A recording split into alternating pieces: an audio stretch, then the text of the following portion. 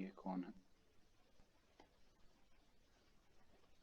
ये सेजल घोरपड़े के नाम से किसने ज्वाइन किया है?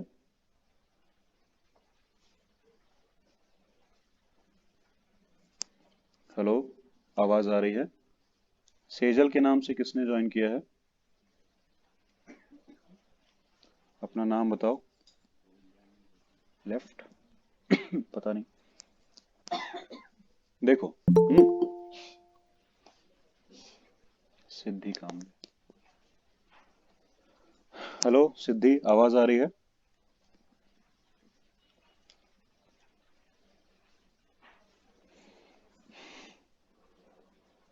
Yes hello. सर। हम्म। ठीक है, तो हम लोग स्टार्ट कर रहे हैं। जैसे जैसे बीच बीच में प्रॉब्लम हो तो बताना। और यस सर। बीच बीच में कोई भी पूछ सकता है, कोई प्रॉब्लम नहीं है, और कोई भी अपना बताना चाहे बता सकता है, जैसे हम कोई सवाल पूछते हैं या कोई बात है। तो पहले तो ये सबको पता होगा कि केमिस्ट्री किस तरह से डिवाइडेड है। ये फर्स्ट चैप्टर जो इसमें है, some basic concepts of chemistry, ये कौन सी केमिस्ट्री में आता है?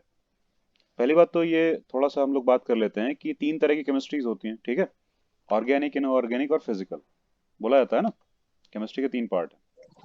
Yes, sir. तो ऑर्गेनिक, इनऑर्गेनिक और फिजिकल केमिस्ट्री, तो इनमें क्या डिफरेंस है? मतलब ये तीन पार्ट किस बेसिस पे तीन अलग अलग किए गए हैं? कोई बताना चाहेगा? जिसको पता हो बता सकता है, कोई दिक्कत नहीं है। ये तीन पार्ट किस बेसिस पे अलग किए गए हैं, कैसे ये तीन पार्ट डिवाइडेड हैं केमिस्ट्री में? ऑर्गेनिक में हम क्या पढ़ते हैं, कैसे वो डिफरेंट है इनऑर्गेनिक से? फिजिकल में क्या पढ़ते हैं, कैसे वो बाकी दो से डिफरेंट है? कोई बताना चाहेगा? प्रियंका, कुछ बताओ।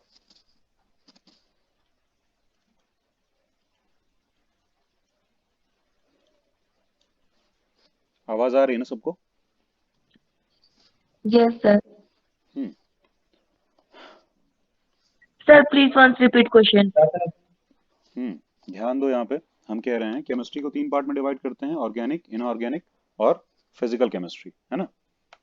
तो ये बताओ कि ये कैसे डिफरेंट हैं, ये तीनों को अलग अलग कैसे कर सकते हैं? मतलब क्या इसमें क्या है, इसमें क्या है और इसमें क्या है, क्या पढ़ते हैं हम इसमें?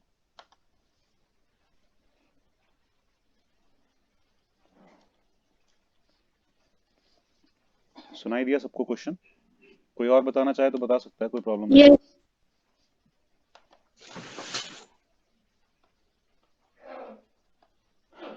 प्रियंका, आवाज आ रही है? yes, sir. तो बताओ, ऑर्गेनिक, इनऑर्गेनिक और फिजिकल में तुमसे ही क्वेश्चन है, क्योंकि तुमने कहा था थोड़ा मतलब हमें ठीक लगता है, आती है, तो इसलिए हम पूछ रहे हैं। कुछ आइडिया हो तो बताओ। ऑर्गेनिक, इनऑर्गेनिक और फिजिकल कैसे अलग अलग है? I don't have any idea, sir. चलो ठीक है, और किसी से, और किसी को पता है तो बता सकता है। Sir, organic compound are the ones which are found in the various phases. Various Phases. Phases, Yes, sir. ठीक है। और इनऑर्गेनिक, और इसका मतलब क्या है कि अलग अलग कई सारे फेजेस में फाउंड होने का मतलब? Sir, like in the carbon. Like in carbon. Yes, sir. यहां से भी कुछ क्लियर नहीं हो रहा है। और कुछ फिजिकल केमिस्ट्री में क्या होगा?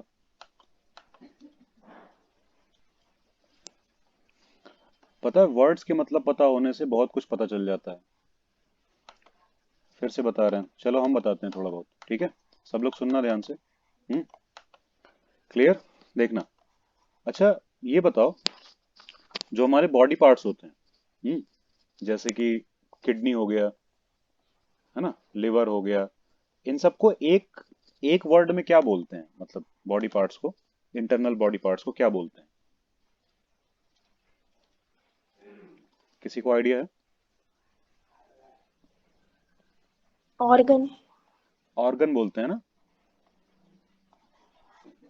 ठीक है? ऑर्गन बोलते हैं इंटरनल बॉडी पार्ट्स को, या फिर बॉडी पार्ट्स किसी को भी, हाथ पैर भी ऑर्गन में से ही एक है, ठीक है? और हमारा लिवर, किडनी, ये सब ऑर्गन है। तो पता है जो ऑर्गेनिक केमिस्ट्री है वो बिल्कुल स्टार्टिंग से डिफाइन हुई थी लिविंग बीइंग वाले लोगों की, मतलब लिविंग बीइंग की केमिस्ट्री। ठीक है, जो चीजें लिविंग है, हम्म, ठीक है, उसके बेसिस पे डिसाइड हुई थी। यानी कि जितनी भी चीजें लाइव हैं, जिंदा हैं, चाहे वो ह्यूमंस हो, चाहे एनिमल्स हो, चाहे इंसेक्ट्स हो, चाहे बैक्टीरिया फंगस हो, चाहे प्लांट्स हो, ट्रीज हो, ये सब से जो चीजें मिलती थी, जो कंपाउंड्स मिलते थे, ठीक है, जो केमिकल्स मिलते थे, उनको हम ऑर्गेनिक बोलते थे। आई बात समझ में?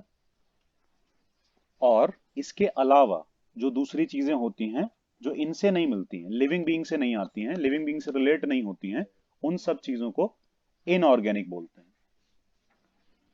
आ रही बात समझ में? इन सब चीजों को इनऑर्गेनिक बोलते हैं। सब लोग अपना अपना हाँ या ना बताते रहना, ठीक है, नहीं तो हमें पता नहीं यस चलेगा। क्लियर है? Okay sir. हम्म। तो ये लिविंग बीइंग रिलेटेड केमिस्ट्री होती है पूरी की पूरी, यानी कि सब के सब जिंदा चीजों से जुड़ा हुआ। तो इसीलिए ऑर्गेनिक बोला जाता है, क्योंकि ऑर्गन का मतलब ही होता है लिविंग बॉडी पार्ट। ठीक है, और बची हुई चीजें इनऑर्गेनिक में जाती हैं। और फिजिकल केमिस्ट्री जो है वो इससे भी जुड़ी हुई है और इससे भी जुड़ी हुई है। फिजिकल केमिस्ट्री का मतलब सीधे सीधे फिजिक्स ही समझ लो, लगभग लगभग जैसे फिजिक्स में होता है ना, हम हर चीज को बहुत डिटेल में जानते हैं, समझते हैं, उसके कैलकुलेशन करते हैं, उनकी वैल्यूज निकालते हैं, ये सब करते हैं ना। तो ऐसा ही कुछ है फिजिकल केमिस्ट्री में। इन सब चीजों के बारे में हम यही सब कैलकुलेशंस करते हैं कि ऑर्गेनिक केमिस्ट्री में जो रिएक्शंस हो रही हैं उनमें क्या क्या लेना है, कितने कितने अमाउंट में क्या क्या लिया गया तो कितने अमाउंट में क्या बनेगा, ठीक है, और किस फॉर्म में बनेगा, यानी कि लिक्विड में बनेगा कि गैसियस फॉर्म में बनेगा, ये सब फिजिकल केमिस्ट्री के अंडर आता है। ठीक है, तो इस तरीके से डिवाइडेशन है इनका। जनरली ऑर्गेनिक इनऑर्गेनिक में पूरी केमिस्ट्री हो जाती है, लेकिन फिजिकल बस इन दोनों में कैलकुलेशंस और बाकी सारी चीजें करने के लिए है, समझने के लिए है फिजिकल केमिस्ट्री। सबको बात समझ में आई? किसी को डाउट है? अनीता, नितिशा, सिद्धि, नो सर। प्रियंका, क्लियर है ना? अनीता, पर इनऑर्गेनिक का एग्जांपल क्या हो सकता है? इनऑर्गेनिक में जैसे CO, जैसे H2O, ह्यूमन बना नहीं रहे हैं ना, कम से कम वो चीज ह्यूमन या प्लांट्स उसको नहीं बना रहे हैं, वो इनके अलावा भी एग्जिस्ट करता है। ठीक है, सर आवाज आपकी कट रहा है। ओके। हेलो, अब आवाज आ रही है? जिसको कोई लिविंग बीइंग बना नहीं रहा है, कहीं लिविंग बीइंग उसका सोर्स नहीं है, ऑर्गेनिक जितनी चीजें होती हैं उसका जो सोर्स है, कहाँ से आ रहा है वो सब लिविंग चीजें होती हैं। अनीता, आवाज आ रही यस आ रहा है। है ना? तो ऑर्गेनिक जितनी चीजें होती हैं उन तो उनको ऑर्गेनिक बोला ही इसीलिए जाता है क्योंकि उसका सोर्स ऑर्गेनिक है, मतलब वो ऐसी चीजों से मिल रहा है जो चीजें जिंदा हैं। आई बात समझ में? चाहे वो बैक्टीरिया हो, चाहे फंगस हो, चाहे वो कोई इंसान हो, चाहे एनिमल हो, चाहे ट्री हो, चाहे कुछ भी हो, जो भी जिंदा है उनसे कुछ मिलता है ना, तो उन सब चीजों को ऑर्गेनिक बोल सकते हैं। क्लियर? जिसके सोर्स लिविंग चीजें हैं, जिंदा चीजें हैं। और इनऑर्गेनिक जो जिंदा चीजों के अलावा भी है। उसके अलावा जैसे वाटर, क्या वाटर होने के लिए लोगों का होना जरूरी है क्या, या फिर जिंदा चीजों का होना जरूरी है? वाटर पहले आया था या पहले जिंदा चीजें उस तरह से आई थी? पहले वाटर बन गया था, वाटर। ठीक है वाटर। ना, वाटर था पहले। तो ये इनऑर्गेनिक में आता है। क्लियर? इसके लिए किसी जिंदा चीज की रिक्वायरमेंट नहीं है, बिना उसके भी वाटर मिल जाएगा तुमको। हाँ, ये ऑब्वियस है कि लिविंग बींग्स में भी वाटर होता है, हम लोगों में भी है, प्लांट्स में भी होता है, लेकिन हम लोग सोर्स नहीं है वाटर का। वाटर का सोर्स नेचर है, नेचर मतलब दूसरे तरह से वाटर को मतलब बना रहा है या जो भी कर रहा है उसमें चीजें हैं, सी हैं, माउंटेन से निकल रहा है, वगैरह वगैरह। आई बात समझ में? तो इनऑर्गेनिक में वो वाली सारी तरह की चीजें आ जाएंगी, और केमिकल्स हैं, HCl है ना, ये एसिड है, बेस है, NaCl है, सॉल्ट वगैरह है जो सी वगैरह में होता है। तो ये सीधी सी बात है, ये सब और इनऑर्गेनिक में आ जाता है। कुछ कुछ क्लियर हो रहा है क्या बात कर रहे हैं? ठीक है। Yes sir. और फिजिकल में ये दोनों ही है, फिजिकल मतलब इन दोनों के लिए बना हुआ है फिजिकल केमिस्ट्री, ये कुछ अलग नहीं, तीसरा पार्ट नहीं है। तुम लोग समझ सकते हो केमिस्ट्री दो ही पार्ट पार्ट में डिवाइडेड है, ऑर्गेनिक इनऑर्गेनिक। लेकिन फिजिकल केमिस्ट्री इन दोनों में कैलकुलेशंस परफॉर्म करने के लिए होती है कि कुछ कैसे कैलकुलेट करेंगे, कैसे समझेंगे कि कितना क्या चीज बनी, और वो कैलकुलेशन का बेसिस क्या होगा, क्योंकि इतना आसान नहीं होता है। सामने नहीं है ना सारी चीजें तुम लोगों के, कि 1 किलो ये, 5 किलो वो, 10 मीटर ये, 20 मीटर वो, ऐसा कुछ नहीं है, ऊपर ऊपर से नहीं है। बहुत माइन्यूट लेवल पे चेंजेस हो रहे होते हैं, केमिकल चेंजेस। तो फिजिकल उसको फिजिकली आइडेंटिफाई करना, उसको देख पाना, समझ पाना बड़ा मुश्किल होता है। आई बात समझ में? जैसे अगर हम पूछें, चाय बनानी सबको आती है? Yes, Yes, sir. sir. आती है ना? ठीक है। तो चाय में जब चाय पत्ती घुलती है, मतलब वो पानी गर्म होता है, चाय पत्ती घुलती है, तो क्या कोई ये बता सकता है कि कितना हीट होने के बाद कितना एक्सटेंट ऑफ कलर आ जाता है? अभी नहीं बता सकते, लेकिन फिजिकल केमिस्ट्री से अगर बहुत डिटेल में चीजों में जाएं तो बता सकते हैं एक बार को, क्योंकि सारी कैलकुलेशन परफॉर्म करेंगे उसमें।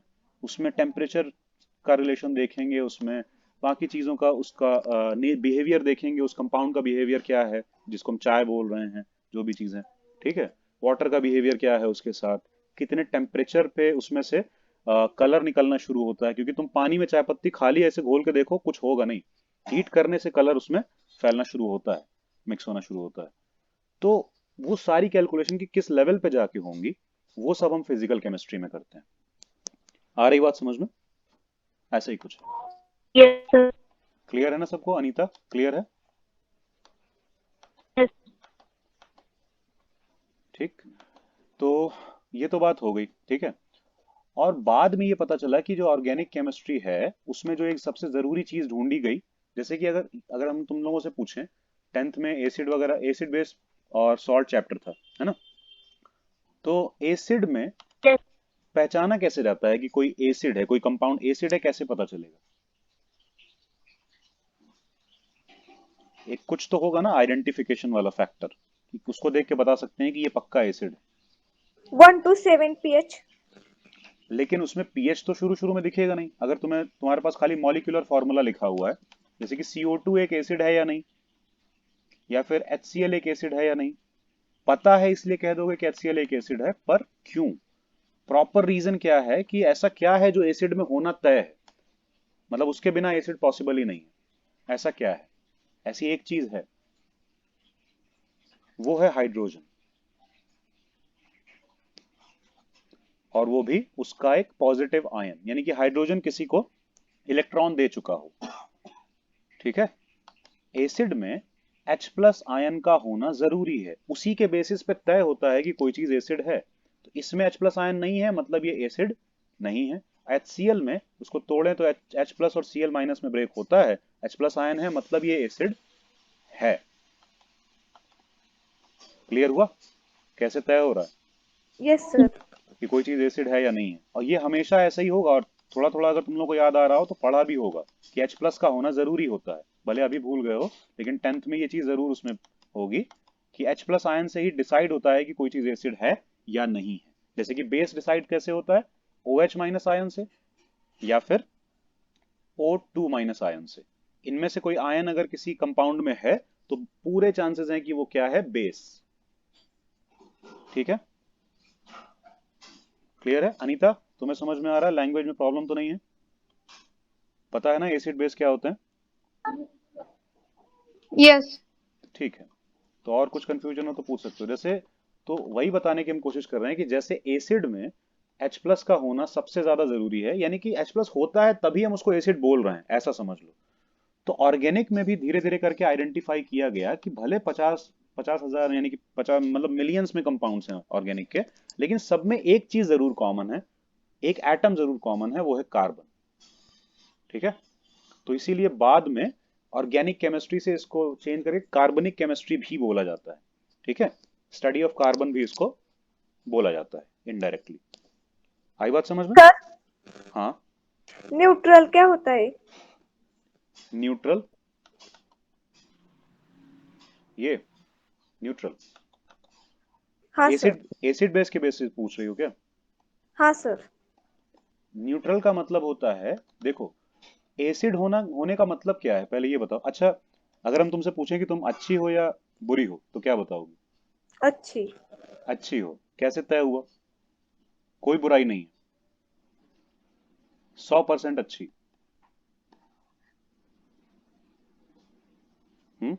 बताओ। हाँ सर। पक्का? ऐसा नहीं हो सकता है, किसी का नहीं होता है। नहीं, कुछ कुछ तो तो होगा। बुरा ही। कुछ तो होगा, जैसे मान लो तुम्हें गुस्सा ही ज्यादा आता है, तो ये एक तरह की बुराई हो सकती है, गलत जगह पे तुम गुस्सा कर देती हो। कुछ भी हो सकता है, छोटी सी चीज भी हो सकती है। ठीक है, सिंपल सी चीज भी हो सकती है। आई बात समझ में? तो मान लो 1% तुम बुरी हो और 99% तुम अच्छी हो। ठीक है, तो टैग 99% तय करेगा तुम्हारा या 1% कि तुम वन अच्छी हो या परसेंट बुरी? नहीं, 99%। 99, सॉरी। 99% है ना? इसके हिसाब से तय होगा ना कि तुम क्या हो। तो कोई भी चीज कुछ होती नहीं है। ठीक है, जैसे कि इंसान को हम इंसान बोल रहे हैं, पर 100% कोई इंसान नहीं होता। क्लियर? उसका बिहेवियर तय करता है कि वो इंसान है या फिर नहीं है। क्लियर? बहुत सारे इंसिडेंट होते हैं ना, तो पता चलता होगा कि बहुत सारे लोग इंसानियत वाले तो इंसिडेंट मतलब वो बिहेवियर नहीं करते हैं बहुत लोगों के साथ। सुनती ही होगी। तो ऐसे ही एसिड होने का मतलब भी एक नेचर है बस वो, किसी चीज का, कि ये ऐसा ऐसा बिहेव करेगा। बेस होने का मतलब भी एक नेचर है। ठीक है, और ये दोनों नेचर आपस में एक दूसरे के ऑपोजिट हैं, उल्टा चलते हैं। क्लियर है? कोई चीज अगर एसिडिक है, यानी कि उसका नेचर एसिड होना है, तो उसका बेस नेचर कम है, इसका मतलब एसिड नेचर ज्यादा है। और किसी का बेस, कोई किसी को अगर हम बेस बोल रहे हैं तो उसका बेसिक नेचर ज्यादा है, एसिडिक नेचर कम है। हुआ क्लियर? यस। लेकिन एक बीच का नेचर भी तो होगा ना उसके, कि ना एसिडिक है ना बेस है। जैसे कि होता है वाटर, ये ना एसिडिक होता है ना बेसिक होता है, तो इसको हम बोलते हैं न्यूट्रल। न्यूट्रल का मतलब ही होता है कि किसी एक तरफ मतलब वो ना लेना। आई बात समझ में? एक तरफा व्यवहार ना करना, बीच बीच में रहना, न्यूट्रल है। ठीक है, हाँ सर। जैसे कि एक सिचुएशन है, उसमें कुछ लोग रो रहे हैं कुछ लोग हंस रहे हैं, और कुछ लोग ना रो रहे हैं ना हंस रहे हैं, तो जो रो भी नहीं रहे हैं हंस भी नहीं रहे हैं वो न्यूट्रल है। आई बात समझ में? ऐसा ही कुछ समझ लो। तो न्यूट्रल का मतलब यही होता है। तो एसिड भी ना होना बेस भी ना होना, उस केस में न्यूट्रल होना होता है। यानी कि अगर हम इन दोनों को मिलाएं तो वाटर बनता है ना, तभी तो बोलते हैं कि ये न्यूट्रलाइज हो जाता है। एसिड बेस मिला के आपस में कैंसिल करके न्यूट्रलाइज हो जाता है। ठीक है, ना एसिड रह जाता है ना बेस रह जाता है। पेट में भी तो होता है, एसिडिटी होती है। तो अगर एसिड एक्स्ट्रा बन रहा है स्टमक में, तो कोई बेसिक चीज खा लो। जो सौंफ खाई जाती है, सबने सुना होगा खाने के बाद सौंफ खानी चाहिए। हाँ सर। होटल्स में मिलती है, रेस्टोरेंट्स में मिलती है, घर में भी लोग खाते हैं। तो ये क्यों खाते हैं? क्योंकि सौंफ बिटर होती है। बिटर का मतलब कड़वा। और ये किसका नेचर है बिटर होना? बेस का। हर बेस कड़वा होता है, बिटर होता है, करेले जैसा कड़वा। तो वो एसिड को न्यूट्रलाइज करती है, और वाटर फॉर्म फॉर्म करती है और सॉल्ट फॉर्म करती है। ठीक है, तो कभी भी देखना कि जब एसिडिटी हो, हम्म, तो कोई बेसिक चीज खा लेना, जैसे कि सौंफ हो गया, जैसे कि अजवाइन हो गया। तो उससे क्या होगा कि स्टमक में ये दोनों न्यूट्रलाइज होके H2O वाटर फॉर्म हो जाएगा और कोई सॉल्ट फॉर्म हो जाएगा। यही दोनों बनेंगे, और ये दोनों बनेंगे तो बार बार यूरिनेशन होगा। ठीक है, क्योंकि वाटर एक्स्ट्रा हो जाएगा ना, तो यूरिनेशन होगा, यानी कि टॉयलेट जाना पड़ेगा।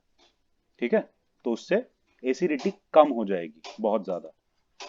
आई बात समझ में? सिंपल सा सिस्टम है, बायो ये कनेक्ट करके समझा जा सकता है। आई बात समझ में? बस यही है। अब देखो, ऑर्गेनिक का सिस्टम समझ में आ गया कि कैसे चलता है। कार्बन होना जरूरी है उसमें, ये स्टडी से पता चला है कि बिना कार्बन के कोई ऑर्गेनिक कंपाउंड नहीं है। लेकिन सारे कार्बन वाले कंपाउंड भी ऑर्गेनिक नहीं है, ये भी बात है। जैसे कि CO2 ऑर्गेनिक में नहीं आता है पूरी तरह से। ठीक है, इनऑर्गेनिक में जाता है वो। अब थोड़े थोड़े तौर पे बात करते हैं। हम्म, ठीक है, कि एक एक अलग अलग से क्या है। कुछ चैप्टर इसमें ऑर्गेनिक में आते हैं, कुछ इनऑर्गेनिक में, और कुछ फिजिकल में। तो ये जो फर्स्ट बुक है तुम लोगों की, तो इसमें some basic concepts of chemistry, structure of atom, ये सब फिजिकल केमिस्ट्री है। इसको तुम लोग पढ़ोगे तो तुम लोगों को लगेगा फिजिक्स ही पढ़ रहे हैं लगभग लगभग। स्ट्रक्चर ऑफ एटम पढ़ा होगा सबने थोड़ा थोड़ा। तो क्या लगता है? लगता नहीं कि हम केमिस्ट्री जैसी कोई चीज पढ़ रहे हैं, लगता है फिजिक्स जैसी कोई चीज पढ़ रहे हैं, क्योंकि एक्चुअली फिजिकल चीजों से रिलेटेड है ना। ठीक है, और वैसे ही classification of elements, periodicity and properties. थोड़ा सा फर्स्ट चैप्टर की बात करते हैं। हम इसीलिए इंडेक्स खोल के बैठे हुए हैं, क्योंकि यहाँ पे पूरा एक साथ लिखा हुआ है ना, तो तुम लोगों को आइडिया लग जाए कि हाँ ठीक है, केमिस्ट्री में ये चीजें हैं और इतना अजीब नहीं होता है। इजी ही है। जैसे अगर हम चैप्टर्स के नाम पढ़ें तो पहला है some basic concepts of chemistry. इसमें कैलकुलेशन बेस्ड कि कैसे कैसे हम चीज़ों को समझते हैं, मतलब उसमें हम मास को कैसे मेजर करते हैं। वजन तो कर नहीं सकते ना छोटे से केमिकल को, एटम को कैसे तौलोगी तुम, बाहर तो कोई ऐसा हमारे पास स्केल है नहीं, तो हम उसके कंपैरिजन में निकालते हैं उसको।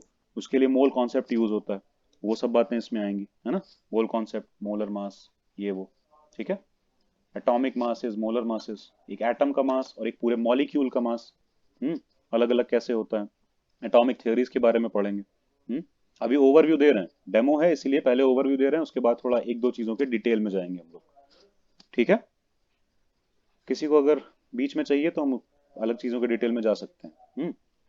वैसे स्ट्रक्चर ऑफ एटम में है काफी कुछ, इसमें है समझने लायक। पहले सारे जो एटॉमिक मॉडल पढ़े जाते हैं, जो फेल हो गए थे, ज्यादातर मैक्सिमम फेल ही हो गए, लास्ट तक बोर मॉडल तक पहुंचता है, सबने पढ़ा होगा। हम्म उसके बाद थर्ड वाले में classification of elements and periodicity in properties. ये हमें सबसे ज्यादा इंपॉर्टेंट चैप्टर लगता है, इसलिए क्योंकि इसमें एलिमेंट्स के बारे में बहुत ज्यादा सही से स्टडी हो रही होती है और पूरी Sir, केमिस्ट्री sir, उसी पे your टिकी voice होती is not clear. है। हेलो, सबको आवाज हाँ कैसी सर, आ रही है? आपकी आवाज कट कट के आ रही है। अच्छा, अभी अब कैसी आ रही है? अभी भी वैसे ही है या फिर कुछ इम्प्रूव हुई? इम्प्रूव हो गया सर। अब ठीक है? सबको सबको क्लियर है ना? एक बार हाँ सर। कंफर्मेशन दे दो। चलो, ठीक है।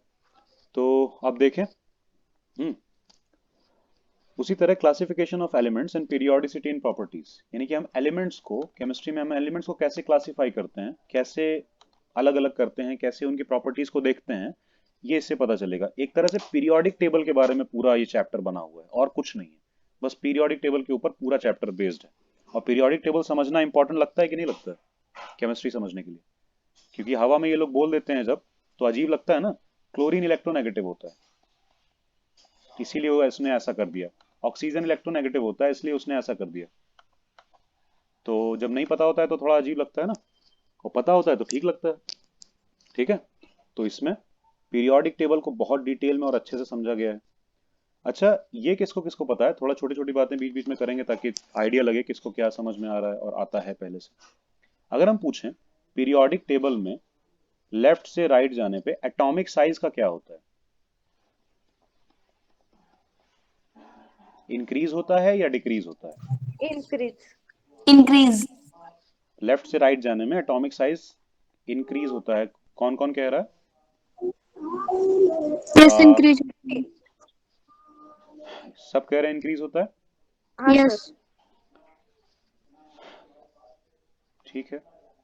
यानी कि सब एक साथ बेवकूफी वाले काम कर रहे हैं। डिक्रीज होता है,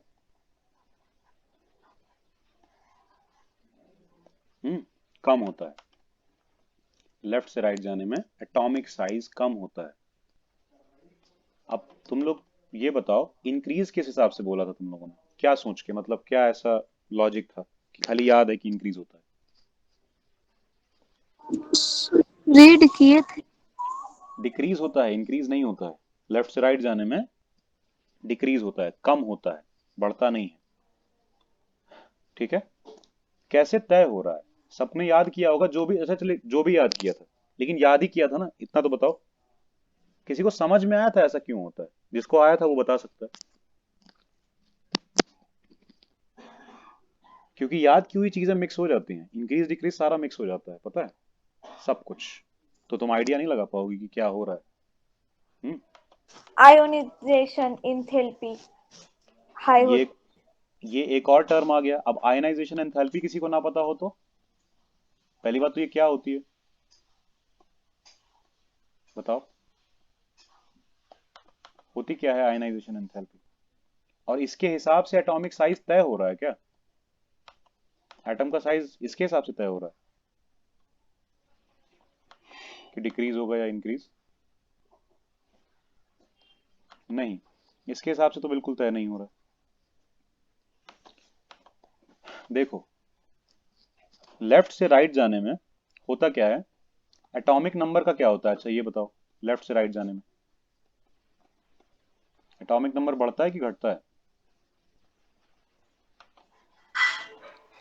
इंक्रीज। इसमें increase.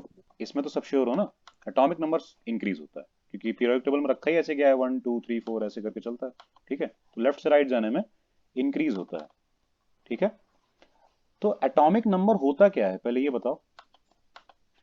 एटॉमिक नंबर का मतलब कैसे तय होता है कि किसी का एटॉमिक नंबर क्या है। जैसे कार्बन का एटॉमिक नंबर है 6, तो कैसे तय कर लिया कि कार्बन का एटॉमिक नंबर 6 है, 6 है। Balance cell.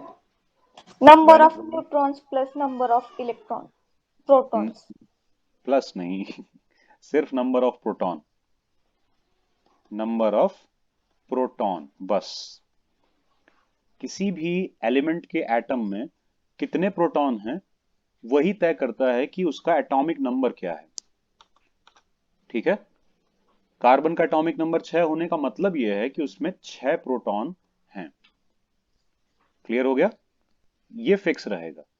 तुम लोगों ने शायद इलेक्ट्रॉन वाला भी याद किया होगा कि नंबर ऑफ इलेक्ट्रॉन के बराबर भी होता है एटॉमिक नंबर, हाँ सर। लेकिन ये गलत है। क्यों गलत है? क्योंकि जब आयन बनता है ना, तब नंबर ऑफ इलेक्ट्रॉन तो बदल जाते हैं, क्योंकि एक एक्स्ट्रा इलेक्ट्रॉन आ सकता है या फिर एक इलेक्ट्रॉन जा सकता है, तो कम ज्यादा हो जाते हैं। ठीक है, तब क्या वो एलिमेंट बदल जाएगा? क्योंकि एटॉमिक नंबर पता है क्या है? आइडेंटिटी है किसी एलिमेंट की, पहचान है सीधे सीधे। आई बात समझ में? अगर हम कहें कि एक का एटॉमिक नंबर 6 है, एक का एटॉमिक नंबर 10 है, तो क्या ये दोनों एलिमेंट एक ही सेम एलिमेंट हो सकते हैं क्या? नहीं हो सकते, पॉसिबल ही नहीं है। क्योंकि 6 और 10 उनकी अपनी अपनी आइडेंटिटी है पूरी तरह से। आई बात समझ में? तो लेकिन इलेक्ट्रॉन का क्या है, वो तो रिएक्शन के ऊपर डिपेंड करता है। एक इलेक्ट्रॉन एक्स्ट्रा आ सकता है, एक इलेक्ट्रॉन एक्स्ट्रा जा सकता है, बहुत कुछ होता है। अब क्लोरीन ही है, वो इलेक्ट्रॉन एक्स्ट्रा ले लेता है, तो क्या वो क्लोरीन से हट के कुछ और बन जाता है क्या? नहीं बनता ना। Na है, सोडियम, सोडियम में कितने नॉर्मली कितना उसका एटॉमिक नंबर होता है? 11। 11 का मतलब 11 प्रोटॉन है उसके पास, और इसका ये भी मतलब है कि 11 इलेक्ट्रॉन है। लेकिन चलो मान लेते हैं एक इलेक्ट्रॉन उसने दे दिया, तब Na प्लस बना देगा, उसके पास कितने इलेक्ट्रॉन होंगे? 10 ना। तो क्या इसका एटॉमिक नंबर 10 हो गया? नहीं हुआ ना। नहीं। इसीलिए बहुत छोटी चीजों में गलतियां जब होती हैं, तो हम लोगों को बड़ी चीजें समझ में ही नहीं आती हैं, तो याद रखनी पड़ती हैं। लेकिन जब ये चीजें पता होती हैं तो फिर लगता है कि ये सब तो ऐसे ही पता है, बस कुछ होता ही नहीं है। किसको समझ में नहीं आ रहा है अभी जो बातें चल रही हैं, बता सकता है कोई? है सबको समझ में आ रहा है? एक बार कंफर्मेशन दे दो, नहीं आ रहा है तो बताओ। यस सर, समझ में आ रहा है। आ रहा है? प्रियंका, नितिशा? यस सर, आ रहा है। ठीक है, सिद्धि चली गई पता नहीं। Yes sir. कितनी देर पहले? हमें तो पता भी नहीं चला। कोई बात नहीं, देखते हैं। ठीक है, तो ये बात समझ में आ रही है। एटॉमिक नंबर मतलब नंबर ऑफ प्रोटॉन, और नंबर ऑफ प्रोटॉन अगर लेफ्ट राइट बढ़ेंगे तो प्रोटॉन का मतलब क्या होता है? पॉजिटिव चार्ज है वो, और क्या है ना? पॉजिटिव चार्ज है प्रोटॉन पे, तो पॉजिटिव चार्ज बढ़ेगा ना न्यूक्लियस के पास। 6 प्रोटॉन होने का मतलब 6 पॉजिटिव चार्ज, 10 प्रोटॉन 10 प्रोटॉन होने का मतलब 10 पॉजिटिव चार्ज। आ रही बात समझ में? तो लेफ्ट से राइट अगर पॉजिटिव चार्ज बढ़ रहा है न्यूक्लियस के ऊपर, न्यूक्लियस के ऊपर, तो उसके अराउंड जो इलेक्ट्रॉन रिवॉल्व कर रहे होंगे, तुम लोगों को ये तो पता है ना पॉजिटिव चार्ज और नेगेटिव चार्ज के बीच में क्या होता है, मतलब कैसा फोर्स होता है? बताओ, कोई भी बताओ। अनीता, नितिशा, बताओ।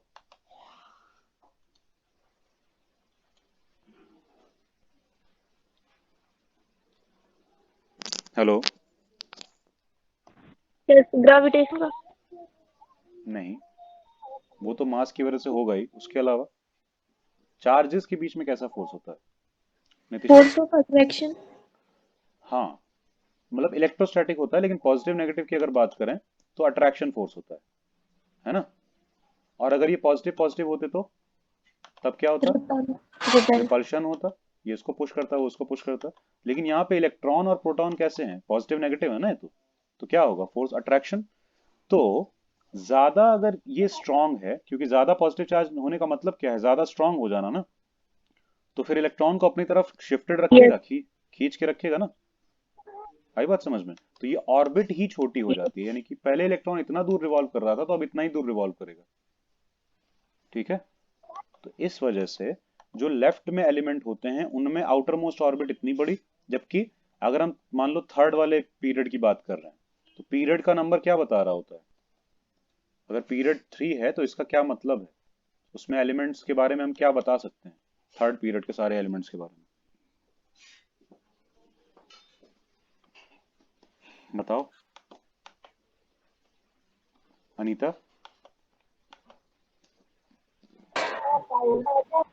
अगर एलिमेंट तीसरे पीरियड में है तो उसका क्या मतलब है? सर नो समझ में आ रहा है।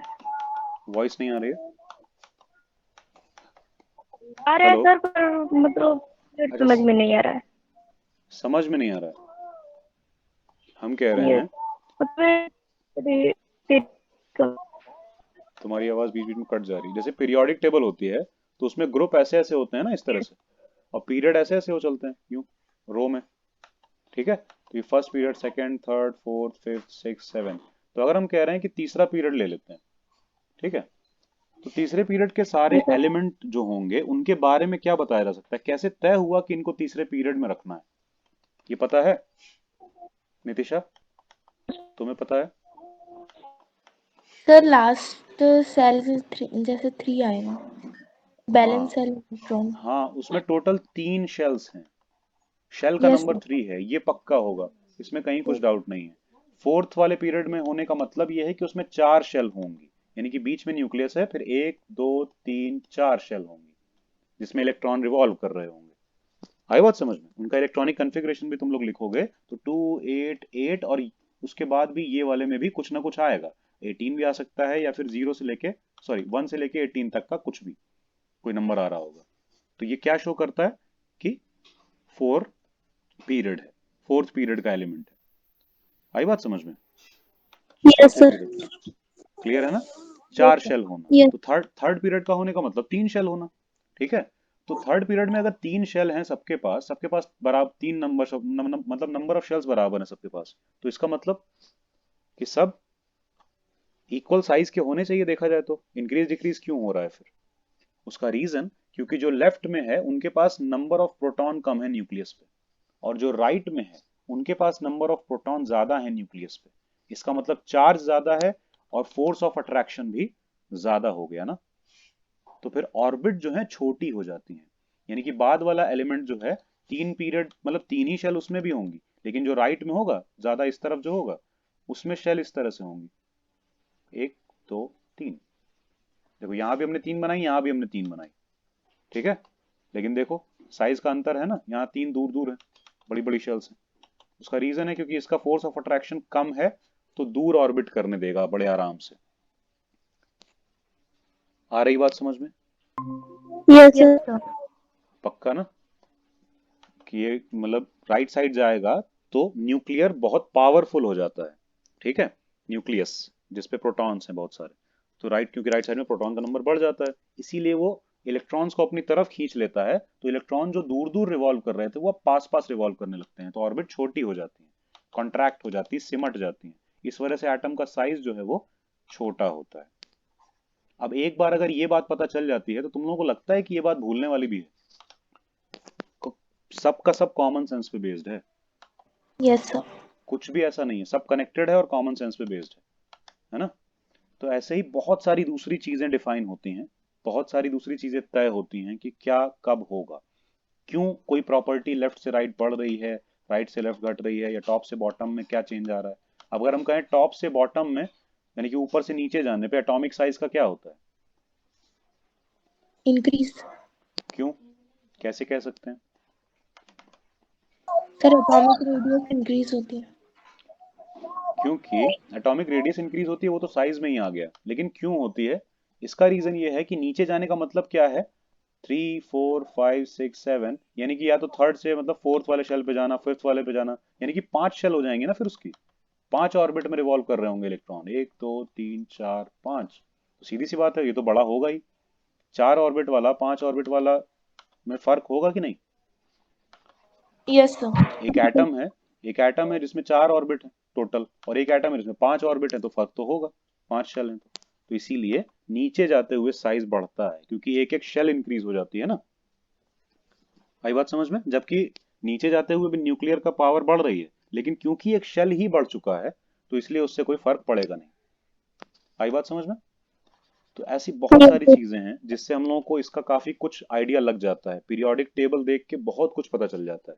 जैसे मेटल होने का क्या मतलब होता है, कैसे तय हो रहा है कि कुछ एलिमेंट्स मेटल हैं और कैसे तय हो रहा है कि कुछ एलिमेंट्स नॉन मेटल हैं।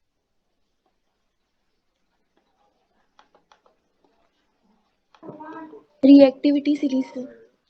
रिएक्टिविटी सीरीज से वो नहीं बनाए तो, वो तो बाद में बनती है ना।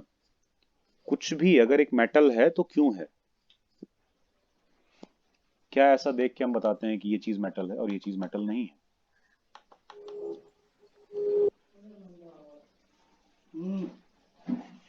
बताओ,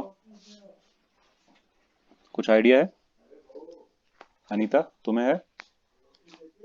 इसको चमक मतलब कहते हैं। वो तो उसकी प्रॉपर्टीज हो गई कि मेटल क्या क्या, मतलब मेटल के बारे में बातें हो गई कि हाँ मेटल शाइन करता है, चमकता है और हार्ड होता है, ये वो सब बातें हैं, ठीक है। लेकिन कोई मेटल क्यों है ना? जैसे कि इंसान की बात करते हैं, Yes, इंसान की बात जैसे कर रहे हैं, तो इंसान चलते हैं, फिरते हैं, खाते हैं, गाना गाते हैं, ये सब तो एक बात है, पर उनको इंसान क्या चीज बनाती है, ऐसा क्या है जिसकी वजह से वो इंसान है, यानी कि बाकी चीजों से अलग है, ऐसा क्या है? उनका सेंस। हाँ, सेंस तो, लेकिन सेंस और भी चीजें करते हैं, सेंस सेंसर सब में लगे हुए हैं, एनिमल्स में भी लगे हैं, प्लांट्स में भी लगे हैं, वो भी सेंस करते हैं, एनिमल भी सेंस करते हैं। तो एनिमल से डिफरेंट है मतलब मनुष्य का सेंस इसलिए। नहीं, सेंस सेम है। यानी कि तुम्हें अगर सुई चुभोई जाए तो तुम्हें भी दर्द होगा, सेंसर तुम्हारे भी वैसे ही सिग्नल भेजेंगे, और किसी मतलब कुत्ते के भी वैसे ही सिग्नल भेजेंगे, ठीक है, किसी भी एनिमल के भी वैसे ही सिग्नल भेजेंगे। पेड़ के भी वैसे ही भेजते हैं, बस वो रिएक्ट नहीं करता है, सेम इतना ही है बस। तो फिर कैसे अलग है? पता है, ये कोई सोच ही नहीं पाता है कि क्यों अलग है, कोई बोलेगा ये, कोई बोलेगा वो, लेकिन सही बताएं क्या अंतर है? एनिमल या प्लांट फ्यूचर नहीं सोचते हैं, ठीक है, लंबे प्लान्स नहीं करते हैं। ये एबिलिटी सिर्फ ह्यूमंस में होती है, क्योंकि थॉट तो उनके पास भी होते हैं। क्योंकि सोचो, अगर उनके सोच नहीं होती, थॉट्स नहीं होते, कुछ सोचते नहीं, वो थिंक नहीं करते, तो फिर एक पेट, एक जो जानवर होता है, वो अपने मालिक को कैसे पहचानता है, कैसे उसका वफादार बना रहता है? कुछ सोच तो है ना उसकी, समझ पा रहा है ना वो ये बात कि हाँ इन्होंने ही हमको सब, मेरे लिए सब कुछ किया है। कोई उनको कुछ करने आता है तो काटने दौड़ता है, क्यों? बात आई समझ में? यस क्योंकि सर। सोच तो है, लेकिन फिर भी क्या फर्क है जो एक इंसान और एक जानवर में कर हो जाता है, कि इंसान दूर की सोच सकता है, फ्यूचरिस्टिक हो सकता है, आगे के प्लान्स बना सकता है, और वो कैसे अचीव होंगे इसके बारे में भी समझ सकता है। और लंबे प्लान, छोटे मोटे प्लान तो बंदर भी बना लेते हैं, प्लान बना के कुछ चीजों को, मतलब किसी को छीनना है, कुछ करना है, तो प्लान बना कर लेते हैं वो। लेकिन लंबे प्लान, दूर के प्लान, ठीक है, थॉट लेवल पे, तो वो इंसान कर पाते हैं। तो वही हम यहाँ पे पूछ रहे हैं, कौन सी ऐसी चीज है जिसकी वजह से ये दोनों अलग अलग हैं? पूरी पीरियोडिक टेबल में यही दोनों चीजें तो हैं, बाकी तीसरी चीज भी आती है तो वो इन दोनों से ही तो जुड़ी है, मेटलॉइड। मेटलॉइड, क्योंकि मेटल होने का मतलब एक कैरेक्टर है।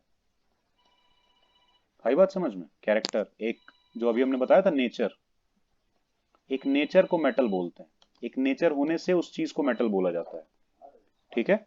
क्या नेचर?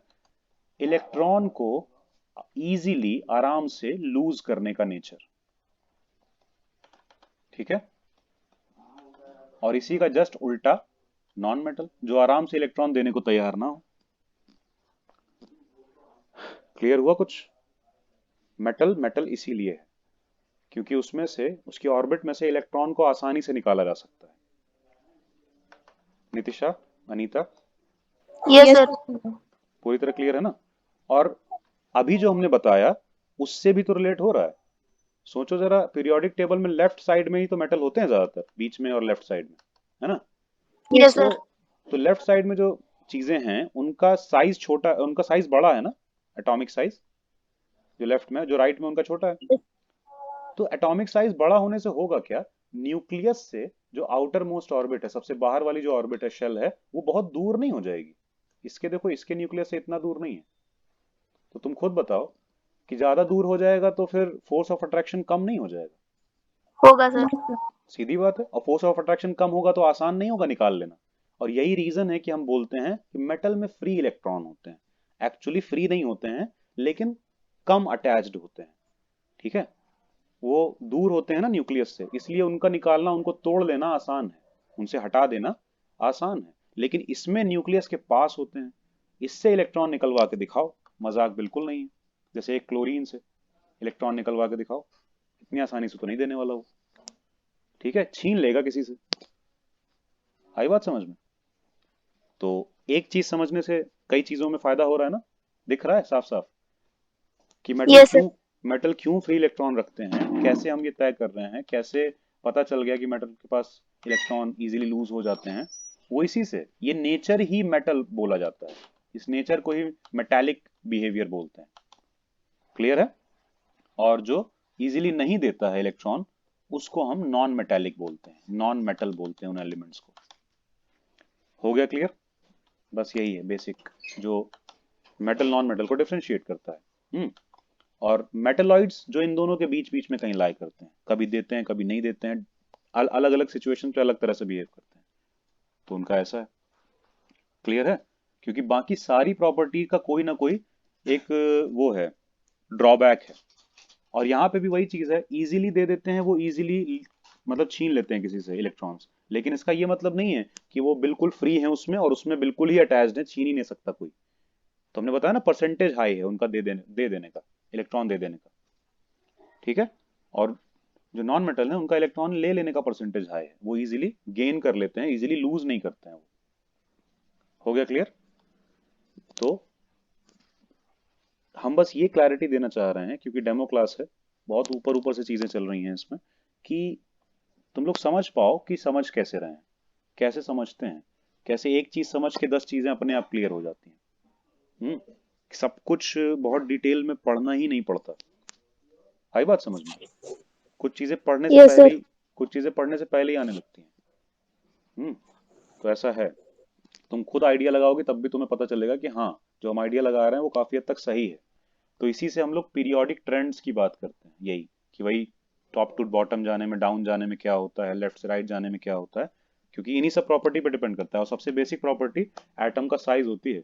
इसी को लेके आगे बहुत सारी चीजें बताई जाती हैं कि इलेक्ट्रोनेगेटिविटी ऐसी है, पॉजिटिविटी ऐसी है, ये है वो है, आयनाइजेशन पोटेंशियल कम ज्यादा है, क्यों है। तो उसके लिए पहले समझना पड़ता है आयनाइजेशन पोटेंशियल का मतलब क्या है, आयनाइजेशन एनर्जी होती क्या है। ठीक है? आ रहा है समझ में सबको?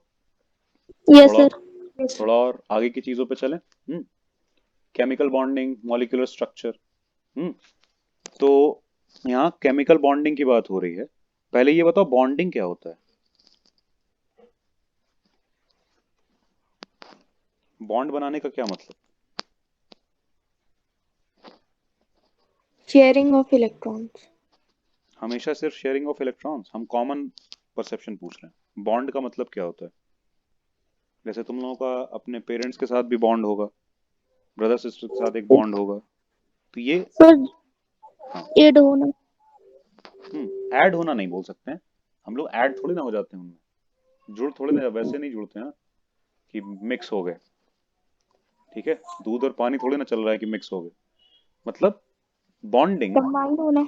एक ऐसी चीज है, नहीं कंबाइन होना भी नहीं बोल सकते पूरी तरह से, उस तरह से कंबाइन होना नहीं बोल सकते। एक ऐसा रिलेशन जो दोनों के बीच में फॉर्म हुआ है किसी रीजन की वजह से, उसको बॉन्डिंग बोलते हैं। पता है, जो Yes, sir. एनिमी जो होते हैं, दुश्मन, वो भी तो बॉन्डेड होते हैं। Yes sir. होते नहीं है? सोच के देखो, जो एनिमी है, दुश्मन है, वो भी बॉन्डेड है। क्योंकि एक अगर कुछ करता है तो दूसरा उस पर जरूर रिएक्शन देता है। तुम ऐसे इंडिया पाकिस्तान देख लो, अमेरिका रशिया देख लो, कोई कुछ करता है तो दूसरा रिएक्ट जरूर करेगा। मतलब इतना जरूरी है उनको उस बात पे रिएक्ट करना, जबकि वो बात फालतू हो या कैसी भी हो, कोई फर्क नहीं पड़ता, रिएक्ट करना जरूरी है। ठीक है? तो बॉन्ड मतलब कुछ भी हो सकता है, किसी भी तरह का कोई रिलेशन जिसकी वजह से दोनों, मतलब एक दूसरे का बिहेवियर दोनों पे डिपेंडेंट है। ठीक है? अब जैसे मम्मी के साथ बॉन्ड है एक, तो तुम्हारा बिहेवियर मम्मी के हिसाब से चेंज होगा, मम्मी का बिहेवियर तुम्हारे हिसाब से चेंज होगा, बॉन्ड होने की वजह से। सड़क पे चल रहे हैं, किसी के साथ बॉन्ड नहीं है सड़क पे, तो बिहेवियर हमारा उनके हिसाब से चेंज नहीं होता ना, हम जैसे हैं वैसे चल रहे हैं, क्या फर्क पड़ता है। Yes sir. तो केमिकल बॉन्ड का मतलब इलेक्ट्रॉन शेयरिंग से, जैसे तुमने कहा, ठीक है, केमिकली जो बॉन्ड बनते हैं, लेकिन हमेशा इलेक्ट्रॉन शेयरिंग से नहीं बनते हैं, जितने तुम लोगों को पता है वो इलेक्ट्रॉन शेयरिंग से हैं। केमिकली भी बहुत और तरह के भी बॉन्ड्स होते हैं। अच्छा, फिलहाल कितने पता है, कौन कौन से पता है कि केमिकली कौन कौन से बॉन्ड होते हैं? आयनिक बॉन्ड, आयनिक होता है, और कोऑर्डिनेट बॉन्ड, कोऑर्डिनेट बॉन्ड होता है, ठीक है, और कोवैलेंट बॉन्ड, है ना? सही है अनीता? Yes sir. यही तीन होते हैं। अच्छा, नितिशा तुम्हें पता है ना ये तीन होते हैं, फर्क क्या है यस इनमें? सर। फर्क क्या है इनमें? सर आयनिक बॉन्ड में आयन और आयन का बॉन्डिंग होता है, और आयन और कोवैलेंट आयन की बॉन्डिंग होती है। ये आयन क्या होते हैं पहले ये बताओ, हम किस चीज को आयन बोल रहे हैं? का नेगेटिव नेगेटिव चार्ज। चार्ज को आयन बोलते हैं।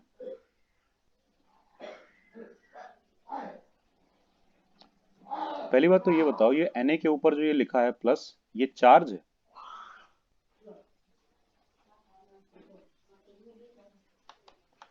मतलब हम डाउट में पूछ रहे हैं, इसका ये मतलब नहीं कि नहीं होगा, बताओ जो पता है। Yes sir. ये चार्ज है, ठीक है? नहीं है। ये चार्ज शो नहीं किया जा रहा होता है, क्योंकि अगर चार्ज शो होता ना, तो जैसे mg की बात आती है, तो इसका चार्ज +2 करके शो किया जाता। लेकिन क्या ये सही लिखा हुआ है, +2 करके शो किया जाता है मैग्नीशियम का चार्ज? या ऑक्सीजन का अगर शो होता तो -2 करके शो होता, लेकिन क्या ऐसा शो होता है? सोच समझ के बताओ, कुछ गड़बड़ है इन दोनों लिखे हुए में या फिर सब ठीक है, सही लिखा हुआ है? नोटिस करना कभी भी 2 प्लस या 2 माइनस लिखा मिलेगा। यस साइन जो लिख। है, साइन बाद में लिखा जाता है, ठीक है ना? अगर ये चार्ज होता ना, तो साइन पहले आता है इसके। तो ये चार्ज एक्चुअली शो नहीं हो रहा है, ये एक्स्ट्रा प्रोटॉन या एक्स्ट्रा न्यूट्रॉन शो हो रहे हैं। आई बात समझ में? जैसे Na है, Na 11 एटॉमिक नंबर होता है, इसका मतलब 11 प्रोटॉन है उसके पास। तो जब वो अपनी न्यूट्रल स्टेट में है, तो उसके पास 11 प्रोटॉन और 11 इलेक्ट्रॉन है फिलहाल। बात आ रही समझ में? यस और सर। जब वो आयनाइज होता है, यानी कि उसने अपना एक इलेक्ट्रॉन दे दिया, तो प्लस लगा, ठीक है? अब उसके पास उसका एटॉमिक नंबर तो 11 ही है, लेकिन उसके पास 11 प्रोटॉन हैं, ये तो चेंज नहीं होने वाला, लेकिन इलेक्ट्रॉन कितने हैं? 10 है, ठीक है? और ये सबको पता है कि एक प्रोटॉन और एक इलेक्ट्रॉन का चार्ज बराबर होता है, चार्ज इक्वल होता है दोनों का, बस खाली यस सर। इलेक्ट्रॉन का माइनस में होता है, यानी कि प्रोटॉन वाले में माइनस लगा दें तो इलेक्ट्रॉन का चार्ज आ जाएगा, है ना? अमाउंट सेम होता है, 1.6 इंटू 10⁻⁻19 कूलॉम के बराबर। प्लस लगाओगी तो प्रोटॉन का चार्ज हो गया, माइनस लगाओगी तो इलेक्ट्रॉन का चार्ज हो गया। पता है ना सबको? तो इसका मतलब यस एक सर। एक प्रोटॉन और एक इलेक्ट्रॉन एक दूसरे को न्यूट्रलाइज कर सकते हैं, टोटल चार्ज जीरो कर सकते हैं ना? क्लियर है? तो यहाँ पे अगर देखा जाए तो 11 प्रोटॉन 10 इलेक्ट्रॉन कॉम्बिनेशन बराबर नहीं है ना। 10 प्रोटॉन 10 इलेक्ट्रॉन तो ठीक है, न्यूट्रल हो जाएंगे, एक प्रोटॉन एक्स्ट्रा नहीं बच जाएगा, एक्स्ट्रा प्रोटॉन। Yes yes. बचेगा। और यही यहां दिखाया जा रहा है, प्लस साइन प्रोटॉन के लिए शो होता है। हुआ क्लियर? इसीलिए यस सर। जब मैग्नीशियम में 2 इलेक्ट्रॉन निकलने के बाद 2 प्रोटॉन खाली बच जाते हैं, जिनको कोई इलेक्ट्रॉन नहीं मिला न्यूट्रलाइज होने के लिए, तो उनको 2 प्लस से शो किया जाता है, यानी कि 2 प्रोटॉन्स, ठीक है? यही सिस्टम है, समझ में आ रहा है ना? Yes yes sir. सर। ठीक है, तो यही ध्यान देना। तो यहाँ पे आयंस किसको बोलेंगे अब बताओ? चार्ज तो हो गई बात, समझ में आ गया कि चार्ज क्या है या नहीं है ना? इसको भी 2 - लिखेंगे हम। आयन किसको बोलते हैं? अच्छा, एटम में, आयन में, चार्ज में, इन सब में क्या फर्क है पता है? आयन जो है वो एटम को ही बोलते हैं, लेकिन जब उसमें से जितने इलेक्ट्रॉन होने चाहिए उससे कम या ज्यादा हो जाते हैं तो। आई बात समझ में? जब भी किसी एटम में एक्स्ट्रा इलेक्ट्रॉन आ जाए या एक आध, एक दो चार इलेक्ट्रॉन की कमी हो जाए, कम हो जाए, तो पक्का है उसको हम आयन बोलने लगते हैं। सेम चीज को आयन बोलने लगते हैं। हो रहा है क्लियर सबको? Yes sir. यानी कि ये Na जो था ये क्या था? ये एटम है, ठीक है? लेकिन Na प्लस एटम नहीं है, Na प्लस आयन है। यानी कि आयन चार्ज नहीं है, आयन एटम है। क्लियर हुआ? लेकिन चार्ज एटम। हो गया ना? Yes sir. Yes, sir. तो आयन जब समझ में आया, तो अब बताओ, आयनिक कंपाउंड में दो आयन आपस में कंबाइन होंगे, है ना? तो कैसे? बॉन्डिंग तुमने कहा था शेयरिंग से होती है, तो यहां किस तरह की शेयरिंग हो रही है आयनिक कंपाउंड्स में? आयनिक कंपाउंड में इलेक्ट्रॉन की शेयरिंग नहीं होती है, इलेक्ट्रॉन का ट्रांसफर हो जाता है। Yes, sir. यानी कि इलेक्ट्रॉन कंप्लीटली चले जाते हैं दूसरे के पास, अब इस वाले के पास अब नहीं रह गए। आई बात समझ में? एक तो हो गया ग्रुप स्टडी, जिसमें एक बुक तुम्हारे पास है, तुम्हारी फ्रेंड के पास नहीं है। अगर तुम्हारी फ्रेंड तुम्हारे पास आके बैठ के पढ़ रही है तो दोनों एक ही बुक से पढ़ सकते हो, कोई दिक्कत नहीं, है ना? तो वो हो गई शेयरिंग, वो ट्रांसफर नहीं हुआ। लेकिन एक है कि तुमने उस बुक से पढ़ लिया है, तुम्हारा हो गया पूरा, तुमने उसको भेज दी वो बुक या उसको दे दी वो ले जाए, तो ये हुआ ट्रांसफर। परमानेंटली दे दिया, वो बुक तुम्हारे पास नहीं है, तुम उसको अब नहीं पढ़ सकती हो अभी फिलहाल जब तक उसके पास है। क्लियर हुआ? तो जब इलेक्ट्रॉन ट्रांसफर यस। होके बॉन्ड बनता है, क्योंकि ये भी तो एक रीजन होगा ना बॉन्ड बनने का। तुम अगर उसकी फ्रेंड नहीं थी पहले, तुम नए नए किसी कॉलेज में गई हो और तब तुमने एक नई लड़की को जो तुम्हारी क्लास में है पर तुमसे अभी ज्यादा बात नहीं हुई उसकी, एक अपनी बुक दे दी पढ़ने के लिए, तो बॉन्ड बन नहीं गया? ऐसा ही कुछ यहाँ पे भी होता है। क्लियर हुआ? तो इसीलिए जैसे Na ने अपना एक इलेक्ट्रॉन अगर Cl को दे दिया, तो होगा क्या? Na का एक इलेक्ट्रॉन कम हो जाने से एक एक्स्ट्रा प्रोटॉन बचेगा ना, वो दिखाया जाएगा प्लस चार्ज से, ठीक है? और Cl जिसके पास प्रोटॉन इलेक्ट्रॉन इक्वल थे जितने भी थे, एक इलेक्ट्रॉन और आ गया तो एक एक्स्ट्रा इलेक्ट्रॉन माइनस से दिखेगा, ठीक है? यस। बस बॉन्डिंग हो गई, बॉन्ड बना लिया, NaCl बन गया। हुआ क्लियर? बस ऐसे ही होता है, कुछ नहीं है Yes. और। ये बन गया पूरा का पूरा NaCl, ठीक है? तो ये आयनिक बॉन्ड बना ट्रांसफर ऑफ इलेक्ट्रॉन से। कोवेलेंट कैसे बनता है? कोवेलेंट में शेयरिंग होती है। अब शेयरिंग का मतलब है कि भेजे पूरा का पूरा चला नहीं जाएगा, दो लोग जिनके बीच में शेयरिंग हो रही है, कोई दे रहा है कोई ले रहा है, या फिर दोनों कुछ ना कुछ कंट्रीब्यूट कर रहे हैं, कुछ ना कुछ दे रहे हैं, तो ये जो भी चीजें आएंगी यहाँ पे कंट्रीब्यूट होके, वो ये भी यूज करेगा और ये भी यूज करेगा। आई बात समझ में? Yes, sir. तो ये कोवेलेंट में होता है, ठीक है, कि दोनों लोग दे रहे हैं, ठीक है? जैसे एक ए एटम है एक बी एटम है, तो इनके बीच में कोवेलेंट बॉन्ड तब बनेगा जब एक इलेक्ट्रॉन ये अपना दे बॉन्ड बनाने के लिए और एक इलेक्ट्रॉन ये अपना दे बॉन्ड बनाने के लिए, दोनों के एक एक इलेक्ट्रॉन आ जाएंगे, ठीक है, शेयरिंग में।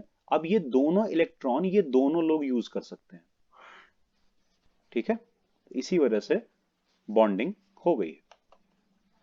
आई ना बात समझ में? Yes, sir. तो ये एक एक इलेक्ट्रॉन की शेयरिंग हुई ना ऐसे करके, तो क्या बना? Covalent bond. अनीता क्लियर है? जी सर। और अगर ये दोनों इलेक्ट्रॉन ए के पास ही होते, यानी कि एक बॉन्ड बना लेकिन उसके दोनों इलेक्ट्रॉन ए ने ही दिए हैं, बुक्स के हिसाब से ही समझ लो, दो स्टूडेंट्स हैं, ये सिचुएशन है ऐसी कि एक स्टूडेंट के पास फिजिक्स की बुक है और एक स्टूडेंट के पास केमिस्ट्री की बुक है, ठीक है? दोनों साथ में आ गए एक ही रूम में और दोनों बुक से शेयर करके पढ़ लिया दोनों ने। तो ऐसा हुआ ही नहीं कि किसी के पास से एक बुक कहीं गई हो, दोनों के पास दोनों बुक्स अवेलेबल हो गई, आ गई, दोनों दोनों बुक्स को यूज कर पाए, ठीक है, लेकिन दोनों की एक एक बुक थी, तो कोवेलेंट बॉन्डिंग जैसा। लेकिन अगर एक ही स्टूडेंट के पास फिजिक्स केमिस्ट्री दोनों की बुक थी और दूसरे के पास कोई बुक नहीं थी, फिर भी ये दोनों दोस्त हैं तो ये आ गया, है ना, और दोनों ने इन दोनों बुक से पढ़ लिया, ए ने भी और बी ने भी, तब जो शेयरिंग होगी उसको हम कोऑर्डिनेट बॉन्ड बोलेंगे।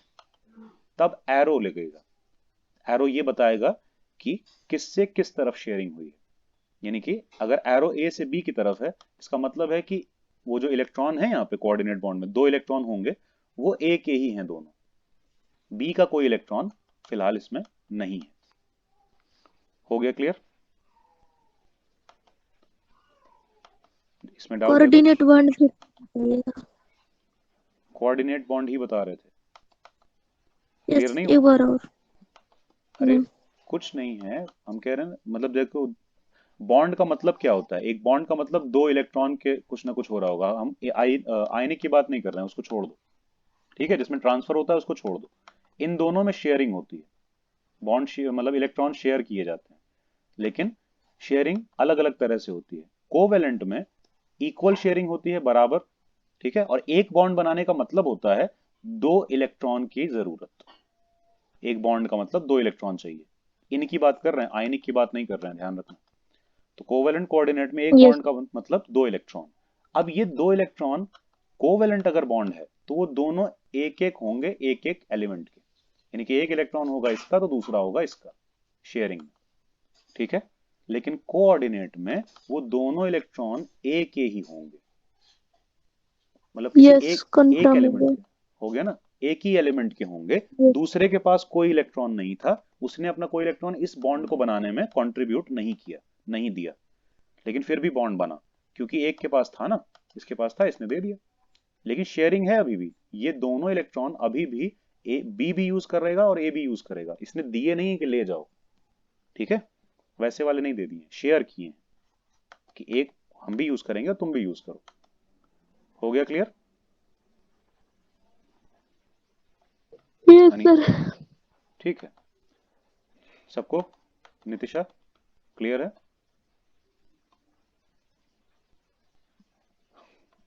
हेलो नितिशा, Yes, sir, आवाज आ रही? clear. ठीक है ना। तो कोऑर्डिनेट में, अच्छा ये चीजें पहले से पूरी तरह से क्लियर थी, आयनिक कोऑर्डिनेट नो कोवेलेंट, सर। अब क्लियर है ना, मतलब इतना क्लियर है ना कि अब किसी को बताया जा सकता है आराम से, तुम लोग किसी Yes, को sir. बता सकते यस हो, सर। बिल्कुल ऐसा ही क्लियर होना चाहिए। और इससे पता है क्या होता है, कॉन्फिडेंस बढ़ता है, ओवर कॉन्फिडेंस नहीं, कॉन्फिडेंस बढ़ता है, और कॉन्फिडेंस बढ़ने से जब आगे की तुम स्टडी करती हो, कुछ पढ़ते हो तुम लोग, तो थोड़ा सा पहले से वो रहता है कि नहीं हम सीख लेंगे, कोई दिक्कत नहीं है, आ जाएगा, नहीं आता है पर आ जाएगा, कितना भी कॉम्प्लेक्स है, कितना भी अजीब सा है, पर आ जाएगा, कोई भी चीज हो, चाहे ये सब्जेक्ट हो चाहे दूसरा सब्जेक्ट हो, पढ़ाना जरूरी है कॉन्फिडेंस को, ठीक है। Yes, तो sir. और वो तभी आएगा जब चीजें बहुत क्रिस्टल क्लियर होंगी, इतना क्लियर कि तुम टीचर से भी उस बात के ऊपर कन्विंस ना हो इतनी आसानी से, अगर तुम्हें क्लियर, बहुत क्लियर पता है तो, जब तक टीचर कुछ ऐसा प्रूफ पॉइंट ना रख दे तुम्हारे सामने, ठीक है, स्टूडेंट्स को तो बात ही Yes. अलग है, ठीक है। देखते हैं अब, कोऑर्डिनेट समझ में आ गया, कोवेलेंट समझ में आ गया कि किस तरह की शेयरिंग होगी तो बॉन्ड बनेगा। तो इसी तरह से केमिकल बॉन्डिंग होती है, लेकिन क्या यही है बस, और कुछ नहीं है, कोई बॉन्ड और नहीं होते हैं क्या?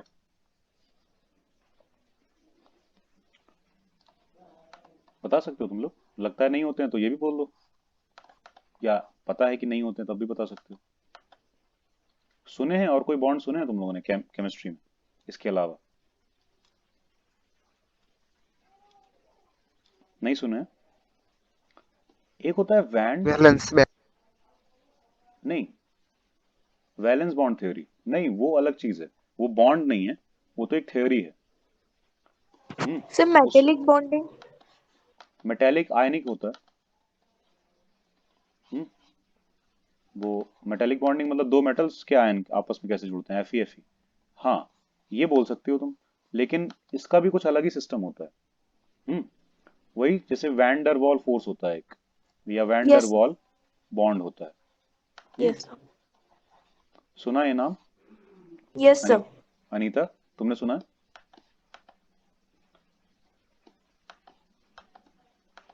हेलो अनीता, आवाज आ रही है? Yes sir. बॉन्ड का नाम सुना है, वैंडरवॉल? एक बॉन्ड का नाम, नो सर। ये भी एक बॉन्ड होता है, ठीक है, लेकिन ये थोड़ा डिफरेंट तरह का होता है। इस तरह से बिल्कुल क्लियर कट डिफाइन नहीं होता है कि आयनिक के जैसे ट्रांसफर हो गया या शेयरिंग हो गई। तो इसके बारे में भी हम ज्यादा नहीं बताएंगे क्योंकि दिमाग में थोड़ा कंफ्यूजन क्रिएट होगी इसको समझने में, ठीक है। लेकिन बहुत दूसरी तरह की चीजें हैं जो आपस में क्यों जुड़ी हुई हैं। ये जो बॉन्ड है, ये दो एटम को जोड़ने के लिए बात तो बता सकते हैं, ठीक है, दो एटम कैसे जुड़ रहे हैं, ये जो बॉन्ड है जो अभी तीन बताया हमने, आयनिक, कोवेलेंट, कोऑर्डिनेट। लेकिन दो मॉलिक्यूल साथ साथ में क्यों रह रहे हैं?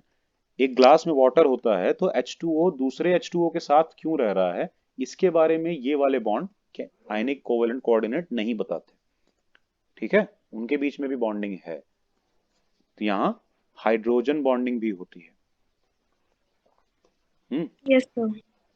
हाइड्रोजन बॉन्ड भी होता है, वो अलग ही तरह का होता है। तो ऐसे ही बहुत तरह के बॉन्ड्स होते हैं, बहुत क्या मतलब होते हैं, चार पांच तरह के होते हैं। तो वो सब समझ में आते हैं तो बहुत कुछ समझ में आने लगता है कि मॉलिक्यूल कैसे फॉर्म होता है, कोई स्ट्रक्चर, कोई कंपाउंड कैसे फॉर्म हो रहा है। हम्म और कोई आयनिक या कोवेलेंट क्यों बनाएगा, ये सब बातें भी धीरे धीरे दिखने लगती हैं। आयनिक को इलेक्ट्रोवेलेंट बॉन्ड भी बोलते हैं, है ना। उसका रीजन है, इलेक्ट्रो वर्ड या इलेक्टर वर्ड, वर्ड का मतलब क्या होता है, चार्ज से रिलेटेड है, इलेक्ट्रॉन से रिलेटेड है। सबसे बेसिक वर्ड जो इनका है वो है इलेक्ट्रॉन। अब इलेक्ट्रॉन चलेगा तो चार्ज मूव करेगा, करंट आ जाती है, इलेक्ट्रिसिटी होती है, and so on. Electric field भी इन्हीं के मूवमेंट और इन सब से होता है कि चार्ज से एमिट होती है। क्लियर है? तो सब कुछ इलेक्ट्रॉन पे बेस्ड होता है। तो यहाँ पे भी चार्ज ही तो गया ना इधर उधर, शेयरिंग हुई ना आयनिक बॉन्ड में चार्ज की, सॉरी ट्रांसफर हुआ, तो इसीलिए आयन क्रिएट हो गए, ठीक है, चार्ज्ड आयन।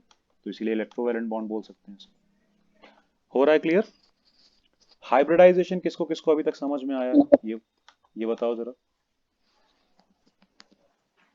सर थोड़ा क्लियर है।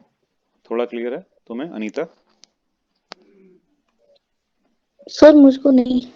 नहीं है? तुम बताओ नितिशा, कितना क्लियर है, क्या पता है हाइब्रिडाइजेशन के बारे में?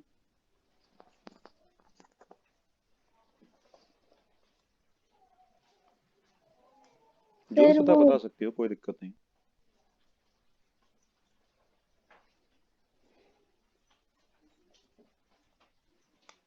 सर शेल्स को मतलब इलेक्ट्रॉनिक कॉन्फ़िगरेशन की तरह है ये भी। हाँ, पर एग्जैक्टली क्या होता है ये, क्यों जरूरत है इसकी, क्या करना है हमें हाइब्रिडाइजेशन जैसी चीजें पढ़ पढ़ के? केमिकल बॉन्ड भी बना लिए, सब कर लिया, तो रिएक्शन भी पढ़ ली, तो हाइब्रिडाइजेशन की क्या जरूरत है? और इसका मतलब क्या होता है, हाइब्रिड का मतलब क्या होता है? सुना है वर्ड?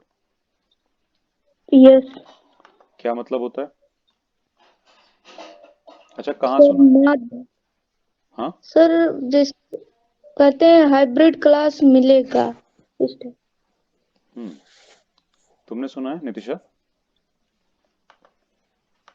Yes sir. क्या होता है? Sir combination. एक तरह का मतलब, ऐसे भी बोल सकते हैं कॉम्बिनेशन, या ऐसे भी बोल सकते हैं कि दो चीजें एक साथ अगर मिलके चलती हैं ना, मिक्स होना जरूरी नहीं है उनका, पर एक साथ मिलके चलती हैं, तो उनको हम हाइब्रिड बोल सकते हैं। यस हम्म सर। तो जैसे कि कार भी हाइब्रिड होती हैं। कैसे? अब जो कार्स आती हैं, कुछ कार्स ऐसी होती हैं ना जो पेट्रोल से भी चलती हैं और सीएनजी गैस से भी चलती हैं, दोनों से। Yes sir. जबकि इन दोनों का सिस्टम अलग अलग होता है, फिर भी दोनों से चलती हैं। तो उन कार्स को क्या बोलेंगे, हाइब्रिड कार्स, ठीक है।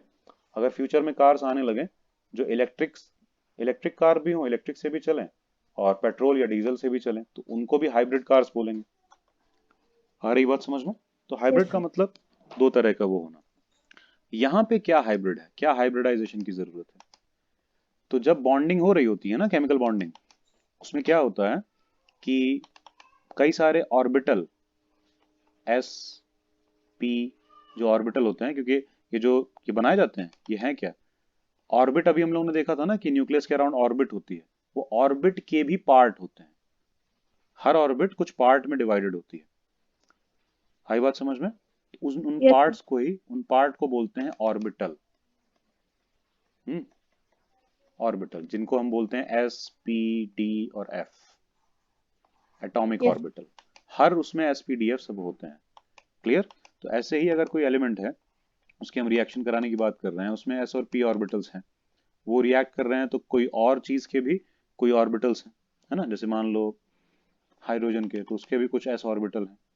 तो जब ये कंबाइन होते हैं आपस में, तो एक प्रॉब्लम क्रिएट होती है कि ये अगर इससे कंबाइन हुआ और ये अलग अलग इससे कंबाइन हुए दूसरे वाले, तो energy state, energy level equal नहीं हो पाते हैं, है ना? और जो देखा जाता है वो उस चीज से डिफरेंट है जो इसमें बताया जा रहा है। तब जरूरत पड़ती है हाइब्रिडाइजेशन की। डायरेक्ट शायद समझ में नहीं आएगा, थोड़ा सा इधर की चीजें समझनी पड़ेंगी, वैलेंस बॉन्ड थ्योरी वगैरह। अभी डायरेक्ट नहीं समझ में आएगा, अगर ये स्ट्रक्चर, ये वाली चीजें नहीं समझ में आती है ना, तो नहीं समझ में आएगा। ठीक है, तो चलो उस पर नहीं जाते हैं अभी। अभी रहने देते हैं। तो समझ में आ रही है ना बात, कैसे कुछ है? States Yes. Of matter, yes sir.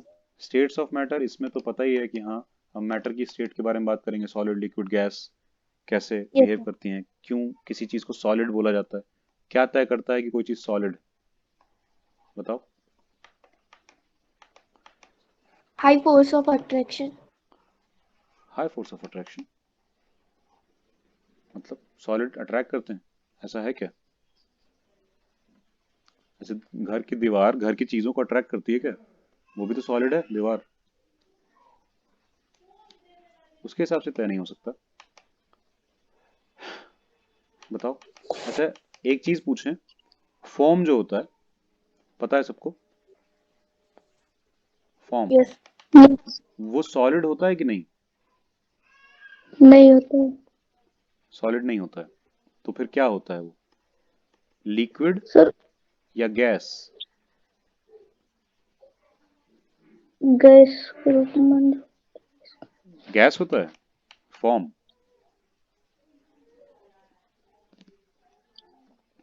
बताओ, सोचो।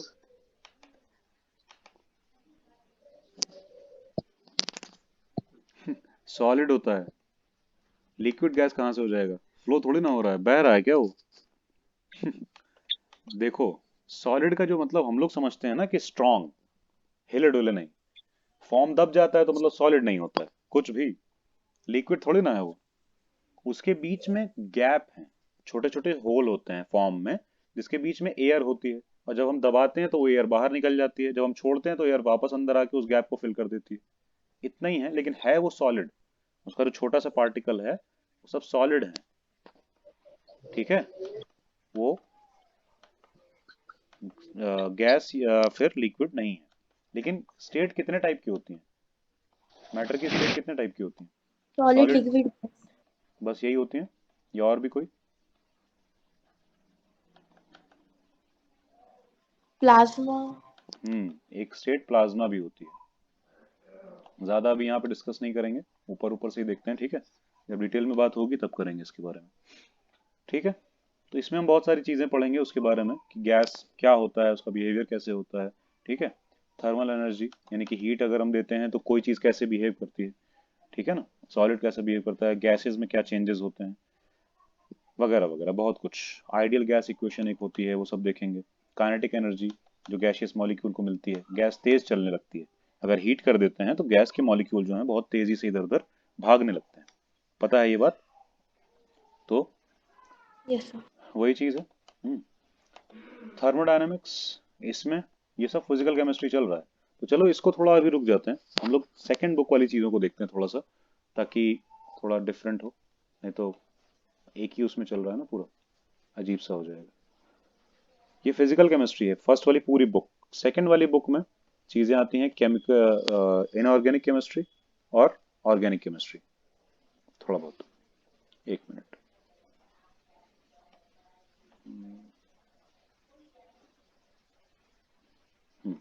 ये आ गया। इसमें आती है रिडॉक्स रिएक्शन। फिर ये किसके अंडर आता है रिडॉक्स रिएक्शन? ऑर्गेनिक या inorganic? Inorganic. Hydrogen inorganic, Inorganic. S block inorganic, Inorganic. P block वो भी Inorganic. इनऑर्गेनिक में, और ऑर्गेनिक ऑर्गेनिक में आती है। Organic. इसको तो बताने की जरूरत नहीं, खुद ही बता रहा है वो, है ना, चैप्टर का नाम ही ऑर्गेनिक केमिस्ट्री है। लेकिन हाइड्रोकार्बन्स भी ऑर्गेनिक में ही आते हैं। तो ऑर्गेनिक के देखा जाए तो दो ही चैप्टर हैं। एनवायरमेंटल केमिस्ट्री में भी है ऑर्गेनिक रिलेटेड, लेकिन मिक्स टाइप का है, समझ लो। तो यही मेन चैप्टर है ऑर्गेनिक वाले, इनको ज्यादा पढ़ना होता है हम लोगों को। क्लियर है? Yes sir. तो इसमें बिल्कुल बेसिक से चीजें स्टार्ट होती हैं, कि कैसे कंपाउंड बन रहा है, बहुत स्लोली एक एक चीज कैसे हो रही है। कार्बन कितने बॉन्ड बनाता है, क्यों बनाता है, 4 वैलेंसी शो करता है, इसीलिए 4 तरफ बॉन्ड नजर आते हैं। 4 वैलेंसी का मतलब 4 जगह खालीपन है, ऐसे ही कुछ समझ लो। तो वो खालीपन भरने के लिए 4 बॉन्ड बनाता है वो, है ना, 4 बॉन्ड बनाता है। वैलेंस का मतलब ही होता है वैकेंसी, वैलेंसी का मतलब एक तरह से। Clear? Yes sir. Incompleteness type का कुछ। तो टेट्रा वैलेंसी शो करता है, टेट्रा का मतलब 4। अनीता, कुछ कुछ समझ में आ रहा है? ऑर्गेनिक का तुमने कहा था ना कि उसमें प्रॉब्लम है, इसीलिए हम थोड़ा बता रहे हैं ऊपर ऊपर से। तो ये सब होता है। तो पहले तो सिंपल सिंपल ये डिफाइन हो जाता है कि हाँ ठीक है, ये 4 बॉन्ड बनाएगा, हमेशा ही 4 बॉन्ड बनाएगा। अगर इससे कम या ज्यादा बना रहा है तो इसका मतलब है इसके ऊपर कोई ना कोई चार्ज होगा। अगर 3 बॉन्ड बना रहा है तो कोई चार्ज होगा, या 4 से ज्यादा 5 बॉन्ड बना दे रहा है तो भी इसके ऊपर कोई चार्ज होगा, आइदर पॉजिटिव नेगेटिव। उसकी अभी बात नहीं करेंगे, वो बाद में देखेंगे, ठीक है, कि कैसे पॉजिटिव होता है, कैसे नेगेटिव होता है। लेकिन नॉर्मल तौर पे अगर रहता है तो वो 4 बॉन्ड बनाएगा, पक्की बात है। आई बात समझ में? तो अभी जो हम लोगों ने बात की थी उसकी आयनिक कोवेलेंट कोऑर्डिनेट कंपाउंड की, या फिर उनके बॉन्ड की। तो अगर हम तुम लोगों से पूछे कोवेलेंट बॉन्ड में भी और कोई टाइप होते हैं क्या? कोवेलेंट बॉन्ड के और टाइप होते हैं क्या, कि कितने टाइप का होता है ये? आयनिक होते हैं, आयनिक के टाइप। कोवेलेंट के 3 टाइप होते हैं, single bond, double bond, triple bond. Hmm आई बात समझ में? यस या sir. Yes sir. Single bond का मतलब एक एक इलेक्ट्रॉन की शेयरिंग, डबल बॉन्ड का मतलब दो दो इलेक्ट्रॉन की शेयरिंग, मतलब टोटल 4 इलेक्ट्रॉन। ट्रिपल बॉन्ड का मतलब तीन तीन इलेक्ट्रॉन की शेयरिंग। ठीक है? तो जैसे अगर हम N2 की बात करते हैं, नाइट्रोजन गैस, तो उसके बीच में ट्रिपल बॉन्ड होता है। इसका मीनिंग क्या है कि एक बॉन्ड बनाने के लिए इन दोनों ने एक एक इलेक्ट्रॉन अपना अपना दिया होगा, दूसरा बॉन्ड बनाने के लिए भी एक एक इलेक्ट्रॉन दिया होगा, तीसरा बॉन्ड बनाने के लिए भी एक एक इलेक्ट्रॉन दिया होगा। मतलब 3 इलेक्ट्रॉन इसके लगे हैं, 3 इलेक्ट्रॉन इसके लगे हैं, तब जाके टोटल 3 बॉन्ड बन रहे हैं। क्योंकि एक इलेक्ट्रॉन को, एक बॉन्ड को जरूरत होती है 2 इलेक्ट्रॉन्स की। तो 3 बॉन्ड है, यस इसका मतलब टोटल 6 इलेक्ट्रॉन की शेयरिंग हुई है। क्लियर है सबको? Yes sir. ठीक है। Yes sir. निखिल, ऑर्गेनिक बता रहे हैं, बीच बीच में तुम चले जा रहे हो, देख लो, थोड़ा थोड़ा समझ में आ जाएगा जैसा भी है। तो ये बात समझ में आई ना? तो यहाँ पे कार्बन के साथ भी ऐसा ही है, कोवेलेंट बॉन्डिंग ज्यादा होती है, कोऑर्डिनेट थोड़ा कम करता है। आयनिक तो जनरली नहीं करता, पर हाँ हो जाती है कभी कभी। ठीक है, जनरली नहीं करता, पर सबसे ज्यादा कोवेलेंट बॉन्ड बनाता है। तो सिंगल हो सकता है, डबल हो सकता है, या ट्रिपल भी हो सकता है। ठीक है, 4 बॉन्ड वाला कुछ होता नहीं। आई बात समझ में? Yes sir. तो यस। दो एटम 3 बॉन्ड तक बना सकते हैं बस। तो इसीलिए कार्बन में भी single bond, double bond, triple bond सब कुछ हो सकता है। ठीक। अब यस सर। इसमें और क्या क्या चीजें होती हैं? Structural representations of organic compounds. अभी हम उतनी ही बातें बता रहे हैं ताकि तुम लोगों को अगर पहले से कम आता था तो अभी बस ये लगने लगे कि हाँ ये सब इजी है, इतना मुश्किल नहीं है, समझ लेंगे हम लोग। ठीक है। यस। Yes sir. नितिशा, तुम्हें ऑर्गेनिक का पहले कितना आइडिया है, मतलब आता है या कम आता है? सर आ जाते हैं बट थोड़ा कंफ्यूज हो जाते हैं। थोड़ा बहुत कंफ्यूजन होती है। ठीक है, अभी जो बता रहे हैं वो सब चीजें तो बेसिक हैं, पता होंगी सारी। थोड़ा आगे यस चलते सर। हैं। यस। ठीक है। तो structural representations of organic compound. तो हम ऑर्गेनिक कंपाउंड को दिखाते कैसे हैं, उसका उनका स्ट्रक्चर कैसे बनाते हैं? अच्छा, अगर हम तुमसे पूछें एक इनऑर्गेनिक कंपाउंड का वाटर का स्ट्रक्चर कैसे बनाएंगे, तो बीच में ओ रख देते हैं, दोनों साइड एक एक एच लगा देते हैं एक एक बॉन्ड से। Yes sir. तो ये सही है, इसमें कोई यस। दिक्कत? No sir. पक्का? यस। नहीं, ये बिल्कुल सही नहीं है, ये गलत स्ट्रक्चर है। कोई बताएगा क्यों, कैसे गलत है? ये पता चलेगा केमिकल बॉन्डिंग वाला चैप्टर पढ़ के कि ये क्यों गलत है।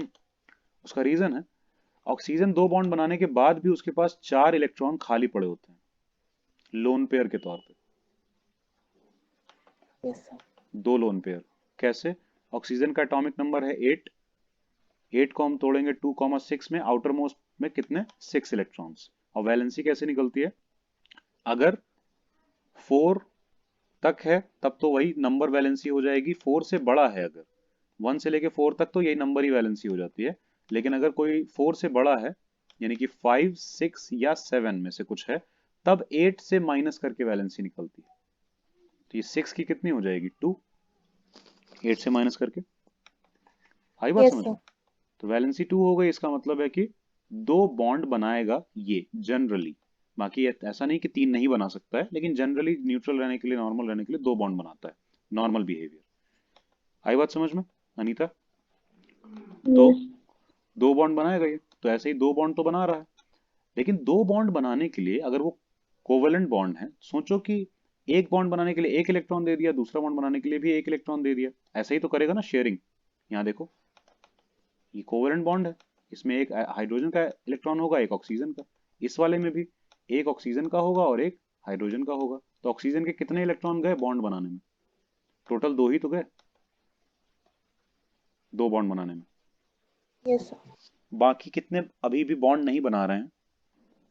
4, 6 थे ना आउटर मोस्ट में, वैलेंस ऑर्बिट में, वैलेंस शेल में। तो वो 4 इलेक्ट्रॉन गए कहाँ? वो पड़े हुए हैं ऑक्सीजन के पास ही हैं, आउटर मोस्ट ऑर्बिट में हैं। तो उनको हम 2 में डिवाइड करके बोल देते हैं 2 लोन पेयर हैं, क्योंकि पेयर ऑफ इलेक्ट्रॉन हुआ ना 2। पेयर का मतलब क्या हुआ? 2। ठीक है, जैसे जूतों का पेयर होता है, चप्पल का पेयर होता है, ऐसा ही कुछ।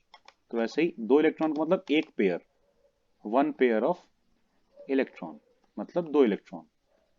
ठीक, तो यहाँ पे 4 इलेक्ट्रॉन है, 2 पेयर हो गए, और इनको लोन पेयर बोलते हैं। ये इस तरीके से दिखाए जाते हैं और ये जगह भी लेते हैं, तो इसीलिए ये रिपेल करते हैं इनको।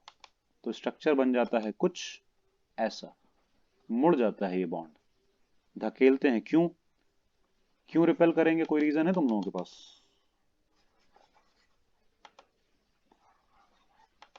सब कुछ हम बताएं? चलो ठीक है, बता देते हैं।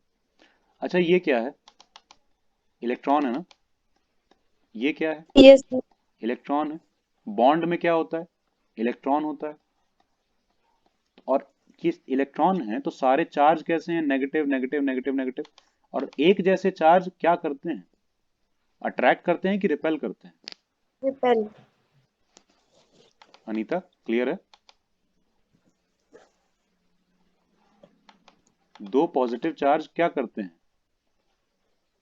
रिपेल करते हैं कि अट्रैक्ट करते हैं? रिपेल करते हैं। रिपेल करते हैं ना। तो यहाँ पे नेगेटिव चार्ज भी तो यही करेंगे, ये इसको रिपेल करेगा, इसको भी रिपेल करेगा, ये भी इसको रिपेल करेगा, इसको भी रिपेल करेगा। तो ऐसे चारों एक दूसरे को कर रहे हैं, तो एक ऐसा ऐसा स्ट्रक्चर बन जाएगा कि सब एक दूसरे को जो रिपेल कर रहे हैं वो कैंसिल हो जाए, जितना जितना रिपेल कर रहे हैं। इसीलिए ये दोनों बॉन्ड मोड़ से जाते हैं, बेंड हो जाते हैं, इनके बीच में एक एंगल आने लगता है। आई बात समझ में? सीधा नहीं रह पाते हैं। तो स्ट्रक्चर फॉर्म होने के बहुत बहुत सारी बातें हैं। तो यहाँ पे जो बात हो रही है ना स्ट्रक्चरल रिप्रेजेंटेशन, तो यहाँ तो सिंपल वाले स्ट्रक्चर्स की बात हो रही है, इसमें ओरिजिनल स्ट्रक्चर की बात नहीं हो रही है। इसमें हम H2O को ऐसा भी दिखा सकते हैं, पर ये ओरिजिनल स्ट्रक्चर नहीं है, ये जानना भी जरूरी है। क्लियर? दिखाने को दिखा सकते हैं, कोई दिक्कत नहीं है इसमें, जब इसकी खास जरूरत नहीं है वैसे। ठीक, तो ऐसे ही अगर मान लो CH4 मीथेन, तो इनमें भी 4 हाइड्रोजन नजर आ रहे हैं ना, तो चारों को 4 तरफ लगा के दिखा दो, कहीं कुछ प्रॉब्लम नहीं। यस ठीक है, सर। स्ट्रक्चर अनीता क्लियर है कि नहीं? यस तो ये सिंपल ऐसे दिखाया जा सकता है, ठीक है। लेकिन ओरिजिनल स्ट्रक्चर ऐसा नहीं होगा, ये ध्यान रखना। वो बताएंगे क्यों ऐसा नहीं होगा, केमिकल बॉन्डिंग में बात आती है वो। ठीक है, लेकिन ऐसे स्ट्रक्चर से दिखाया जा सकता है। उसके अलावा सिंपल तरीका भी हो सकता है, अलग अलग तरह से स्ट्रक्चर दिखाए जा सकते हैं। एक तो ये हो सकता है कि हम सारे कार्बन के बॉन्ड दिखाएं, सारे हाइड्रोजन दिखाएं बॉन्ड से, ऐसे ऐसे करके। एक ये सब एक तरीका होता है दिखाने का, है ना? इसको बोलते हैं स्ट्रक्चरल फार्मूला टाइप का कुछ ऐसे, मतलब ओपन स्ट्रक्चर फार्मूला या स्ट्रक्चरल फार्मूला जैसा। अलग अलग बुक्स में अलग अलग लैंग्वेज यूज होती है। लेकिन इसको हम ऐसा भी कर सकते हैं कि जरूरी जरूरी बॉन्ड दिखाएं। जरूरी बॉन्ड मतलब हाइड्रोजन का बॉन्ड जो है कार्बन के साथ जो बनता है वो सिंगल सिंगल ही बनना है, उसमें कुछ नया नहीं होने वाला है, तो उनको ना दिखाएं हम, खाली ऐसे लिख दें कि यहाँ 3 हाइड्रोजन के बॉन्ड थे तो तीनों हाइड्रोजन को हमने खाली ऐसे लिख दिया। इस कार्बन में 2 हाइड्रोजन जुड़े हैं तो उनको हमने, इनको हटा के ऐसे लिख दिया। इस भी कार्बन में 3 हाइड्रोजन जुड़े हैं तो इनको पूरा हटा के ऐसे लिख दिया। लेकिन कार्बन कार्बन के बॉन्ड दिखा रहे हैं अभी भी हम लोग, ठीक है, तो वो जरूरी है, वो दिखा दिए हमने। तो इसको क्या बोलेंगे, ये भी स्ट्रक्चरल फॉर्मूला ही है लेकिन ये थोड़ा डिफरेंट, इसका नाम अलग हो जाता है थोड़ा सा। आई बात समझ में, ऐसे भी लिखा जाता है। और भी एक तरीका होता है, ये भी बॉन्ड मत दिखाओ, अगर जरूरी नहीं है, सिंगल है तो मत दिखाओ, डबल है तो दिखाओ। मान लो यहाँ एक डबल बॉन्ड लगा है, ठीक है, तो ये वाला मत दिखाओ, इसकी जरूरत नहीं है दिखाने की, तो CH3 लिखो, फिर CH लिखो सीधा बॉन्ड बिना दिखाए, उसके बाद डबल बॉन्ड दिखाओ और CH3 लिखो। यानी कि यहां तुमने अगर बॉन्ड नहीं दिखाया ना कार्बन कार्बन के बीच में, तो वो ऑब्वियस है कि वो सिंगल बॉन्ड ही है। हो रही बात क्लियर? Yes, तो sir. तो स्ट्रक्चर का सिस्टम इस तरीके से चलता है कि किसकी क्या वैलेंसी है उस हिसाब से बॉन्ड बनते हैं किसी चीज के। अनीता, थोड़ा थोड़ा क्लियर हो रहा है? अभी ऊपर से ही बता रहे हैं कुछ, Yes, sir. ठीक है। अब क्लासिफिकेशन ऑफ ऑर्गेनिक कंपाउंड, कैसे हम अलग अलग कर सकते हैं ऑर्गेनिक कंपाउंड को। तो ऑर्गेनिक कंपाउंड में एक तो सबसे सिंपल कंपाउंड होते हैं जिनमें खाली कार्बन और हाइड्रोजन होता है और कुछ नहीं होता, Yes, sir. ठीक है। तो उसके 3 तरह Yes. के हो सकते हैं, एल्केन हो सकता है, एल्कीन हो सकता है, जिसको हाइड्रोकार्बन भी बोला जाता है, जिसके ऊपर नेक्स्ट पूरा का पूरा चैप्टर है, जिसमें खाली कार्बन हाइड्रोजन होते हैं बस, ठीक है। तो एक तो हो गया एल्केन, एक हो गया एल्कीन, और एक हो गया एल्काइन, ठीक है। तय कैसे हो रहा है, अगर सारे बॉन्ड कार्बन कार्बन के बीच वाले जो हैं, मतलब 5 कार्बन है मान लो, लेकिन पांचों कार्बन सिंगल सिंगल बॉन्ड से जुड़े हुए हैं, कहीं से भी कैसे भी सिंगल बॉन्ड से जुड़े हैं, तो वो एन कैटेगरी में आते हैं। और ALK वर्ड यूज होता है बस ऐसे ही एल्काइल ग्रुप के लिए, मतलब एक तरह से कार्बन के चेन के लिए। तो एन बताता है सिंगल बॉन्ड को, ठीक। ईन, Yes, sir. अगर यहाँ ईन लगा हुआ है, एल्कीन, तो ये बताता है कि कम से कम एक जगह पे, भले कितने भी कार्बन वाला कंपाउंड हो, मान लो 5 कार्बन वाला कंपाउंड है ऐसे करके कुछ, ठीक है, लेकिन उसमें कहीं ना कहीं एक जगह पे डबल बॉन्ड जरूर लगा हुआ है, मिनिमम एक जगह पे, एक से ज्यादा भी हो सकता है, ठीक है। तब हम उस पूरे कंपाउंड के नाम को, मतलब उस पूरे कंपाउंड को बोलेंगे कि ये एल्कीन वाला कंपाउंड है, ईन वाला कंपाउंड है। ईन शो करता है डबल बॉन्ड को। हो रहा है क्लियर? और Yes. अगर अगर किसी एक जगह पे ट्रिपल बॉन्ड है, ठीक है, तब आइन लगाते हैं, YNE, तो ये शो करता है ट्रिपल बॉन्ड को, मिनिमम एक जगह और एक जगह से ज्यादा भी हो सकता है। क्लियर? Yes, sir. तो Yes. सिंपली ये 3 में डिवाइड होते हैं, जो तुम लोगों को इसमें भी पढ़ना है, देखो डिटेल में, एल्केन्स, एल्कीन्स, एल्काइंस। क्लियर? तो Yes, sir. सबसे सिंपल क्लासिफिकेशन तो ये होता है, ठीक है, जिसमें खाली कार्बन और हाइड्रोजन हो। लेकिन जैसे जैसे और एटम या और एलिमेंट आने लगते हैं, जैसे मान लो ऑक्सीजन को भी ले आओ एक ऑर्गेनिक कंपाउंड में, ग्लूकोज में ऑक्सीजन होता है ना, C6H12O6, ऑर्गेनिक कंपाउंड है, Yes, sir. तो ऑक्सीजन होता है। तो ऐसे ही और भी बहुत सारे हैं। तो उसी तरह से इसमें भी अगर है, तब हम क्लासिफिकेशन दूसरे तरह से करेंगे, इसको फंक्शनल ग्रुप बोला जाता है। कोई भी नई चीज आ गई ना कार्बन हाइड्रोजन के अलावा, तो वो फंक्शनल ग्रुप में इंक्लूड होती है, ठीक है, Yes, sir. क्योंकि उनके हिसाब से वो पूरे कंपाउंड का फंक्शन तय होना होता है। खाली वो उनके लग जाने से कंपाउंड की सारी प्रॉपर्टीज बदल जाती हैं, सब कुछ बदल जाता है, फिजिकल प्रॉपर्टी, केमिकल प्रॉपर्टी, बहुत सारी रिएक्शन में अलग तरह का बिहेवियर हो जाता है, खाली उनके छोटा सा लग जाने से। आ रही बात समझ में दोनों को? Yes. बढ़िया, ठीक। तो ये चीज है। उसके बाद बात आती है कि हम नाम कैसे देते हैं, नेमिंग कैसे करते हैं ऑर्गेनिक कंपाउंड की, जिसको IUPAC वाले सिस्टम से किया जाता है। सही है? तो एक तो ये Yes. सिस्टम है, Yes, और sir. दूसरा कॉमन नेम रखा जाता है, ठीक है, जो आमतौर Yes. पे यूज होता था, अभी भी थोड़ा बहुत होता है, और कॉमन नेम को ट्रिवियल नेम भी बोलते हैं। ये भी होता है उसका नाम। लेकिन तुम लोगों को जो लॉजिकल तौर पे बनाने होते हैं, लॉजिक लगा लगा के, वो बनाने होते हैं IUPAC वाले नेम, ठीक है, IUPAC वाले नेम बनाने होते हैं। तो उनका एक पूरा का पूरा सिस्टम है कि कैसे कैसे एक कंपाउंड का नाम बनेगा। जैसे अगर लिखा हुआ है ये एक कंपाउंड है, यहाँ पे CH3 है, H2 है, फिर CH3 है, इस कंपाउंड का नाम कैसे बनेगा? तो उसमें बहुत सारी चीजें होती हैं, जैसे कि उसमें कार्बन कितने हैं टोटल। तो 1 2 3, 3 कार्बन है, तो 3 कार्बन के लिए नाम तय होता है। हर जैसे एक कार्बन के लिए नाम होता है मेथ, ये वर्ड यूज किया yes, जाता है मेथ। 2 कार्बन के लिए yes, एथ, ETH एथ, है ना? ऐसे ही पूरी एक सीरीज है, समझ रहे हो तुम लोग? पूरा 100 200 yes, 10,000 कार्बन के लिए भी किया जाता है वो, लेकिन तुम लोगों को 10 20 तक ही याद रखने होंगे। लगभग लगभग मैथ, एथ, प्रॉप, ब्यूट, पेंट, ये सब होता है। तो वो yes, sir. नाम में एक चीज तो ये हो जाएगी, नाम मतलब तोड़ तोड़ के देखें तो नाम में एक प्रीफिक्स होता है, ठीक है? एक और वर्ड, suffix. एक रूट वर्ड होता है। रूट वर्ड यानी कि जो मेन वाला वर्ड जो हमने मैथ बोला था ना, वो उन्हीं में से कोई रूट वर्ड होता है, ठीक है? सबसे जरूरी वाला। और उसके बाद बात आती है सफिक्स की, ठीक है? प्रीफिक्स का मतलब जो पहले लगता है रूट वर्ड से पहले, सफिक्स का मतलब जो रूट वर्ड के बाद में लगता है। हम लोग अपने नाम के हिसाब से भी समझ सकते हैं। जैसे अनीता, तुम्हारे ही नाम लेते हैं, तो उससे पहले हम क्या लगा सकते हैं? फिलहाल मिस अनीता, ऐसे करके, ठीक? तो ये मिस प्रीफिक्स है ना तुम्हारे लिए, पहले लगा है, mm, नाम के पहले आता है, मेन नाम, मेन वाले नाम के पहले आता है। और उसके बाद जो भी सर नेम तुम्हारा आता है, कुछ भी, क्या है?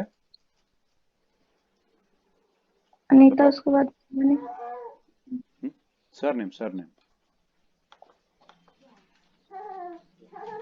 सरनेम जो भी आता है यहाँ पे लिखेंगे, और वो क्या हो जाएगा? सफिक्स। आई बात समझ में? क्लियर है ना? सफिक्स का मतलब होता है जो बाद में लगे। क्लियर? तो yes, तो ऐसे ही उसमें रूट वर्ड होता है, प्रीफिक्स होता है और सफिक्स होता है। कि रूट वर्ड कार्बन के नंबर के हिसाब से तय होता है कि 10 कार्बन है, तो रूट वर्ड क्या हो जाएगा? डेक। 10 कार्बन के लिए डेक वर्ड यूज होता है रूट, ठीक है?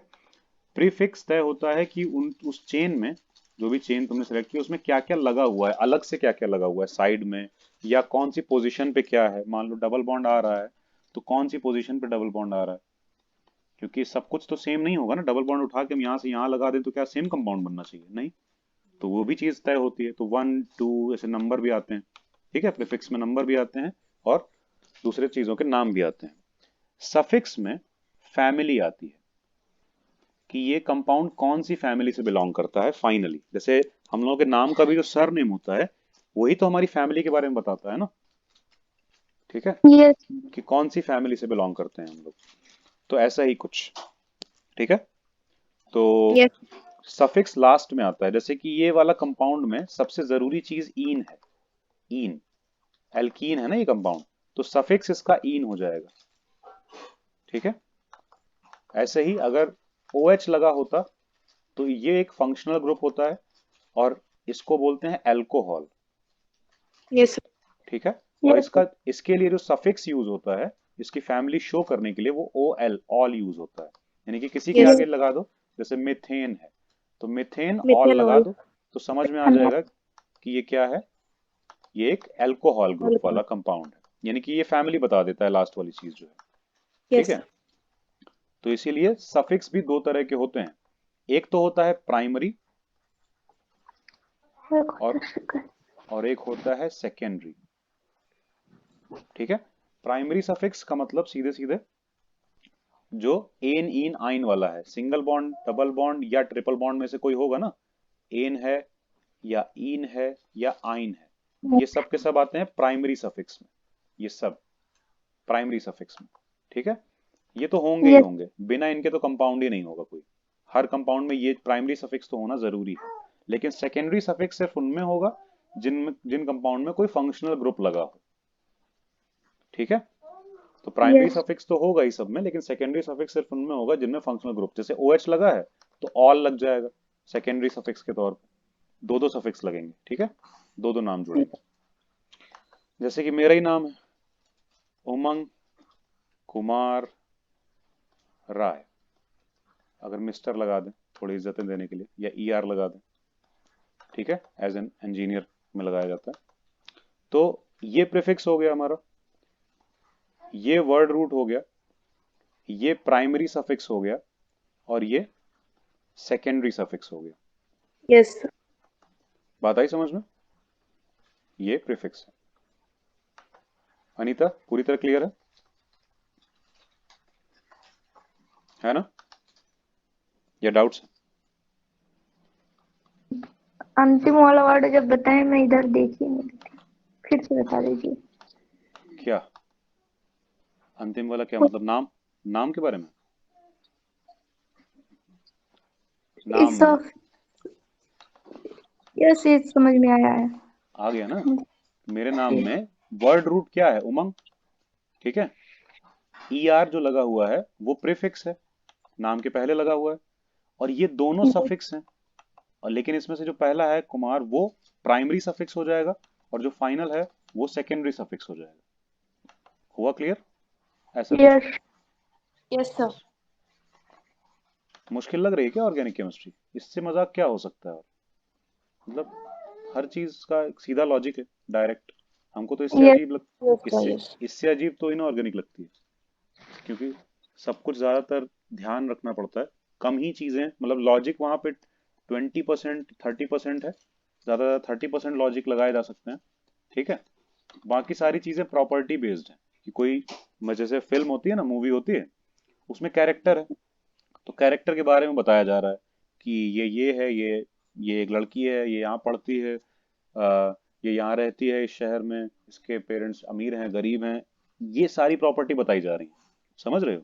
ऑर्गेनिक में ज्यादातर यही सब चल रहा होता है, P ब्लॉक पढ़ो, S ब्लॉक पढ़ो, कि उसके एलिमेंट का बिहेवियर क्या है, कैसे है, किससे रिएक्ट करेगा तो क्या होगा। यानी कि वो बिल्कुल स्ट्रेट फॉरवर्ड चीज है, उसमें बहुत ज्यादा लॉजिक नहीं लगाए जा सकते। लेकिन ये क्या है, कनेक्टेड है, ये कनेक्टेड रहता है, मतलब तुमने बेसिक समझ लिए ना इसके, तो आगे का मैक्सिमम चीजें समझ में आती हैं फिर। ठीक यस है, सर। तो इसीलिए ऑर्गेनिक केमिस्ट्री आसान होती है, सही देखा जाए तो। अभी पढ़ा होगा तो समझ में आ रहा है। अब एक दो चीजें खाली हम फटाफट से बता देते हैं, उसके बाद क्लास खत्म होगी। ठीक है, आइसोमेरिज्म वो चीज होती है कि ऑर्गेनिक कंपाउंड में कोई एक चीज जैसे लिखी है C6H12O5, कुछ भी ऐसे लिखा है, तो ये एक ही कंपाउंड हो ऐसा जरूरी नहीं है। इसको अलग अलग तरह से इधर उधर कार्बन लगा के, इधर उधर ऑक्सीजन हाइड्रोजन लगा के अलग अलग कंपाउंड बनाए जा सकते हैं।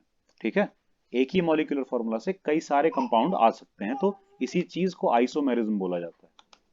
ठीक है, ये सिंपल सी चीज है। बाकी आगे की चीजें सिंपल ही है, पढ़ा जाता है जो fundamental concept of organic chemistry, reaction mechanism, कैसे होती है reaction, method of purification, normal सी चीज है, क्वांटिटेटिव एनालिसिस, मतलब कि वही कैलकुलेशन जो मोल कॉन्सेप्ट और उन सब में नहीं पढ़ा जाता है फर्स्ट चैप्टर में, तो वही इसके बेसिस पे कैलकुलेशन कैसे होगी। ठीक है ना, ऑर्गेनिक केमिस्ट्री में कैलकुलेशन कैसे होगी।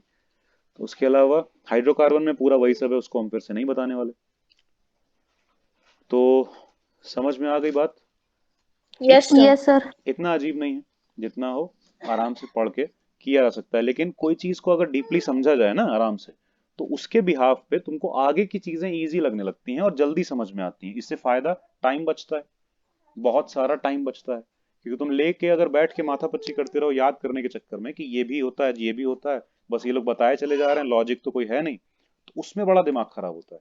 ठीक है, लेकिन अगर एक लॉजिक यस मिल जाता है तो फिर चेन मिल जाती है, जिसको पकड़ के आगे बढ़ा जा सकता है। ठीक है, जैसे मैथ्स में होता है कि एक एक चीज समझ में आ गई तो उससे आगे वाली तो आएगी समझ में, है ना? 2 नंबर को ऐड करना आ गया तो 4 नंबर को भी ऐड करना आ ही गया। ठीक है, 2 डिजिट के नंबर को ऐड करना आ गया तो 6 डिजिट के नंबर को भी ऐड करना आ गया। तो ऐसा यस कुछ है, सर। ऐसा ही इसमें भी, मतलब इन सब में भी होता है, दोनों सब्जेक्ट्स में। ठीक है ना? चलो, कई लोगों ने थोड़ा सा शुरू में अटेंड किया, कई लोगों ने बाद में अटेंड किया, बीच बीच में किया, देखते हैं जिसका जो रहेगा रिव्यू। अगर 4-5 बच्चे भी हो जाते हैं तो बैच शुरू हो जाएगा। फिलहाल अभी नहीं, जब तक होते हैं तब तक एक आध डेमो और होंगे। ठीक है, उसमें हम किसी पर्टिकुलर चैप्टर को लेके थोड़ा अंदर की चीजें बताएंगे। इसमें तो पूरा का पूरा वैसे बता दिया ना हमने, इंडेक्स को यस लेके ही, कि केमिस्ट्री में पूरा क्या है। किसी एक चैप्टर को उठाएंगे, उसके अंदर की डिटेल की बात करेंगे थोड़ा सा। ठीक है, चलो सर फिर। कल क्लास रहेगी? कल फिजिक्स की है, यस सर। और ठीक है। सर।